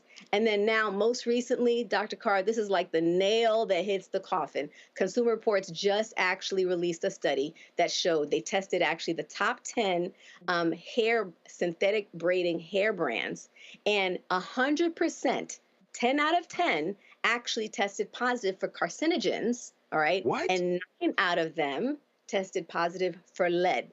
Now, that's a huge $6.13 billion industry. And this is the hair, the actual hair, not the hair products, the hair. Yes, the synthetic hair, brother. And guess what? We make up 70% of the consumer base. So you see that layering? It is literally that we have to resist this onslaught of toxicity. And that's why we're talking about taking back our power and do the things that we can do to reclaim our health, Dr. Carr. Now more than ever. Absolutely. You know, Sister, you're a co-founder with Sister Thompson of the Detox Now. And you all are not just advocates, but you're really carving a path for us to really engage and to help really combat this problem. And to hear you, Jesse, talk about this, and as you say, you've talked about it many times here and in many other places, of course. I'm constantly shocked at the number of women I know, friends, family, who have had this health challenge, and the number who are beginning now to understand that that is a challenge, who are now discovering that they have had the challenge for years. Angela, could you walk us through your work and your contribution here, and how this partnership has enabled you to kind of push forward so that we can address this, take it head on? Well, like many Black women, I've had my own health challenges. And early on, when I first graduated from college, I was in my early 20s and found out that I had really high cholesterol, which if you would have known me back then, I was like 100 pounds. You know, sometimes people think that just because you're skinny, that makes you healthy. And I would have had no idea. I went to the doctor for just a routine checkup, and thank goodness I did, just to go ahead. I think my health insurance was about to expire or something like that. So I was like, let me go and just use this insurance. And I just got my levels checked for everything. And the doctor told me that this could be something where I could be on medication for the rest of my life later on. It may not affect me immediately, but this was something that if I didn't handle it right now and change my lifestyle or whatever it was that was going on with me, is something that could affect me. And so right away, I thought more about what I was eating. I stopped eating fried food as much as I was. I made sure that I was more active, working out more. But the amount of women who I know that have suffered from fibroids and just think it's normal to have heavy bleeding, to say, oh, I can't go to work today, I can't do this, my period just started. And that's not normal. And that's something that we just write off like, okay, I just have heavy periods, or I just get really irritable, I can't get out of the bed. And it's something that is so common for us that we just kind of brush it off and act like it's not a big deal. And there's so many things that we go to the doctor and then they put us on birth control because they're like, this birth control will be better, but they don't know that's making the problem worse. And we're just willing to do whatever it is that we can do so we can have a normal lifestyle where we can go out, go to work, do whatever we need to do during the day. And it's been such a hindrance for us. But I love Coach Jessie because I met her at Congressional Black Caucus, and it started off with a conversation of her just talking about the work that she's doing, what she had went through with her fibroids, and saying that she had plans to do more. And I was at the Breakfast Club at that time. Now I have my own show, Way Up with Angela Yee, and I actually did her detox, and I did a 2-week water fast, which was not easy, but it really helped me so much. I literally had water and coconut water and the vitamins that she was giving me, just the supplements, for 2 weeks. And for me, it was a great exercise in finding things to do other than go out to eat, because I think that's one of our, let's go get drinks, let's go eat. That's socially, that's what we do. And so for me, it was a good practice of finding other things to do. And it really did help me reset, as far as like, I just felt a lot more clear. I was able to reset some of my eating habits after that. So it's not something where you do this fast and then you go right back to the things that you were doing before. It's more like, let's get this started. Let's jumpstart a lifestyle change. Absolutely. We have a short segment, but I want to, for today, I mean, obviously we're going to have this conversation going on in an ongoing fashion, but I do want to draw people's attention, and thank you, Angela, for kind of landing where you did, because it allows us, Coach Jessie, to draw people to the website, the Detox Now. Angela, you mentioned, of course, going through the program and looking at all the various products there and what they can do for us. Could you give us a sense, Coach Jessie, of the Detox Now program and the range of interventions that can certainly help us, whether it be the books or the medicines, please? Well, first of all, Angela said it well. It's about resetting your body, right? And Detox Now, it is our name, but it's also a call to action, inviting people to first detox, because any journey of healing starts with resetting your body through targeted fasting, right? And then to go through a phase of balancing, right? So we have everything that supports a woman from PMS to menopause, through fibroids, through endo, through fertility issues. We have support system for that. We have a balancer kit and supplement for people who are either they had fibroid surgery or they're trying to prevent fibroids, or they are dealing with heavy cycles and they don't want to get them. But then also for people who are just literally trying to target, like have a healthy lifestyle and want to change their lifestyle so that they can prevent these issues, or they're having health issues. So right now we're actually inviting everybody in the solidarity to join us for what we're calling the Detox Now Challenge, a 7-day reset. Okay. And they can just go to thedetoxnow.com. That's thedetoxnow.com, and join us. We'll be doing it from March 31st to April 6th, because it's all about doing it in community. Okay. And if you're looking to, jumpstart your spring, reset your body, because we have to be the cavalry, Dr. Carr. We have to decide we're going to reclaim our health. We just talked about it. Literally, the way that we're being poisoned in our society, and let's not even talk about the foods. We just talked about beauty products. So we're saying, listen, detox your beauty, detox your body so you can detox your life. I'm calling that the real BBL, Dr. Carr. Come get the real BBL. I love that. I had a question, and we're not going to go to the panel for the session this time. We got to have you come back, maybe at the end of the March 31st to April 6th quarter. But I know all the products are Detox Her, but can we take them too? Can men? So Detox Her, the Detox Her kit is actually male and female, but we wanted the women to know they were the ones in charge. So we let them know, you know what, bring the men along with you. No question. No question. Well, we know as the women go, so goes the nation. Yes. So that's good to know. You all go to the website and see this Detox Now Challenge. Coach Jesse, Sister Angela Yee, is good to see you both. March 31st to April 6th. So folks got a few days to get your life together. I see the Detox Her kit. Just wait, say it again. I said, we're shipping out daily. Get your kit. Get your kit. I see the Detox Her and the Power Her there as the Detox Her kit. Okay. And your water bottle. And your water bottle. And your water bottle. No question. Yeah, look, get our lives together. We want to be here on the planet. We know the Black woman is God. So That's we all right. We got to be here to resist. We got to be here. No question. Coach Jesse Johnson and Sister Angela Lee Yee, thank you both for joining us here on Roland Martin Unfiltered tonight. Thank you so much. Absolutely. Absolutely. We'll be back in a moment here at Roland Martin Unfiltered.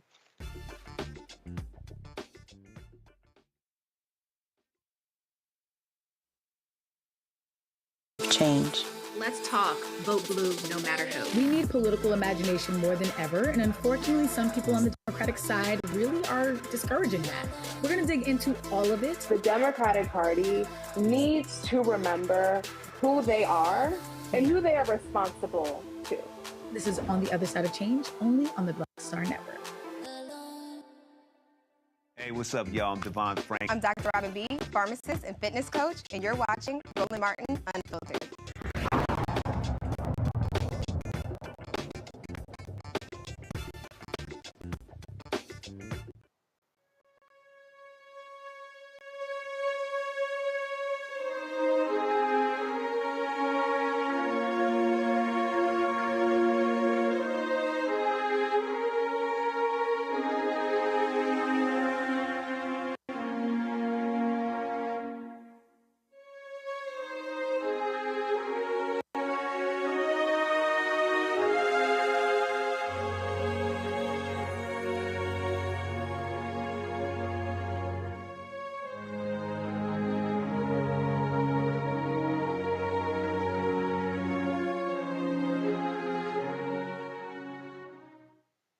Mia Love, the first Black Republican woman elected to Congress, has passed away at the age of 49. She died on Sunday, surrounded by her family, after a 3-year battle with glioblastoma, a malignant form of brain cancer. Love, the daughter of Haitian immigrants, made history by becoming the first Black woman elected to office in Utah County, where at that time less than 1% of the population was Black. At just 28 years old, she became the first Black woman to hold an elected position in Utah County. In addition to her congressional role, Love served as a city council member and mayor of Sarasota Springs, Utah. Mia Love, dead at the age of 49. Well, we've reached the end of our couple of hours here. Folks have been asking. Roland Martin shared publicly, of course, he went in for his colonoscopy. And he's encouraging everybody to do that, and that would include all of us. And so just taking this moment to thank that brother for leading by example. So Congo, Renita, Mondale, good to see you all as usual. Thanks for letting me hang with y'all on this Monday night power panel. And we'll see everybody. Thanks again to everybody. Thanks, Carol. Thanks, Henry. Thanks to all the crew there, Black Star Network, for getting this ship to port. Tune in to the Black Star Network. Keep it locked in and see everybody tomorrow. Roland Martin Unfiltered. As Roland would say, holla. Black Star Network is here. Oh, no punch! I'm real revolutionary right now. Thank you for being the voice of Black America. All the momentum we have now, we have to keep this going. The video looks phenomenal. See, this difference between Black Star Network and Black-owned media and something like CNN. You can't be Black-owned media and be scared. It's time to be smart. Bring your eyeballs home. You dig?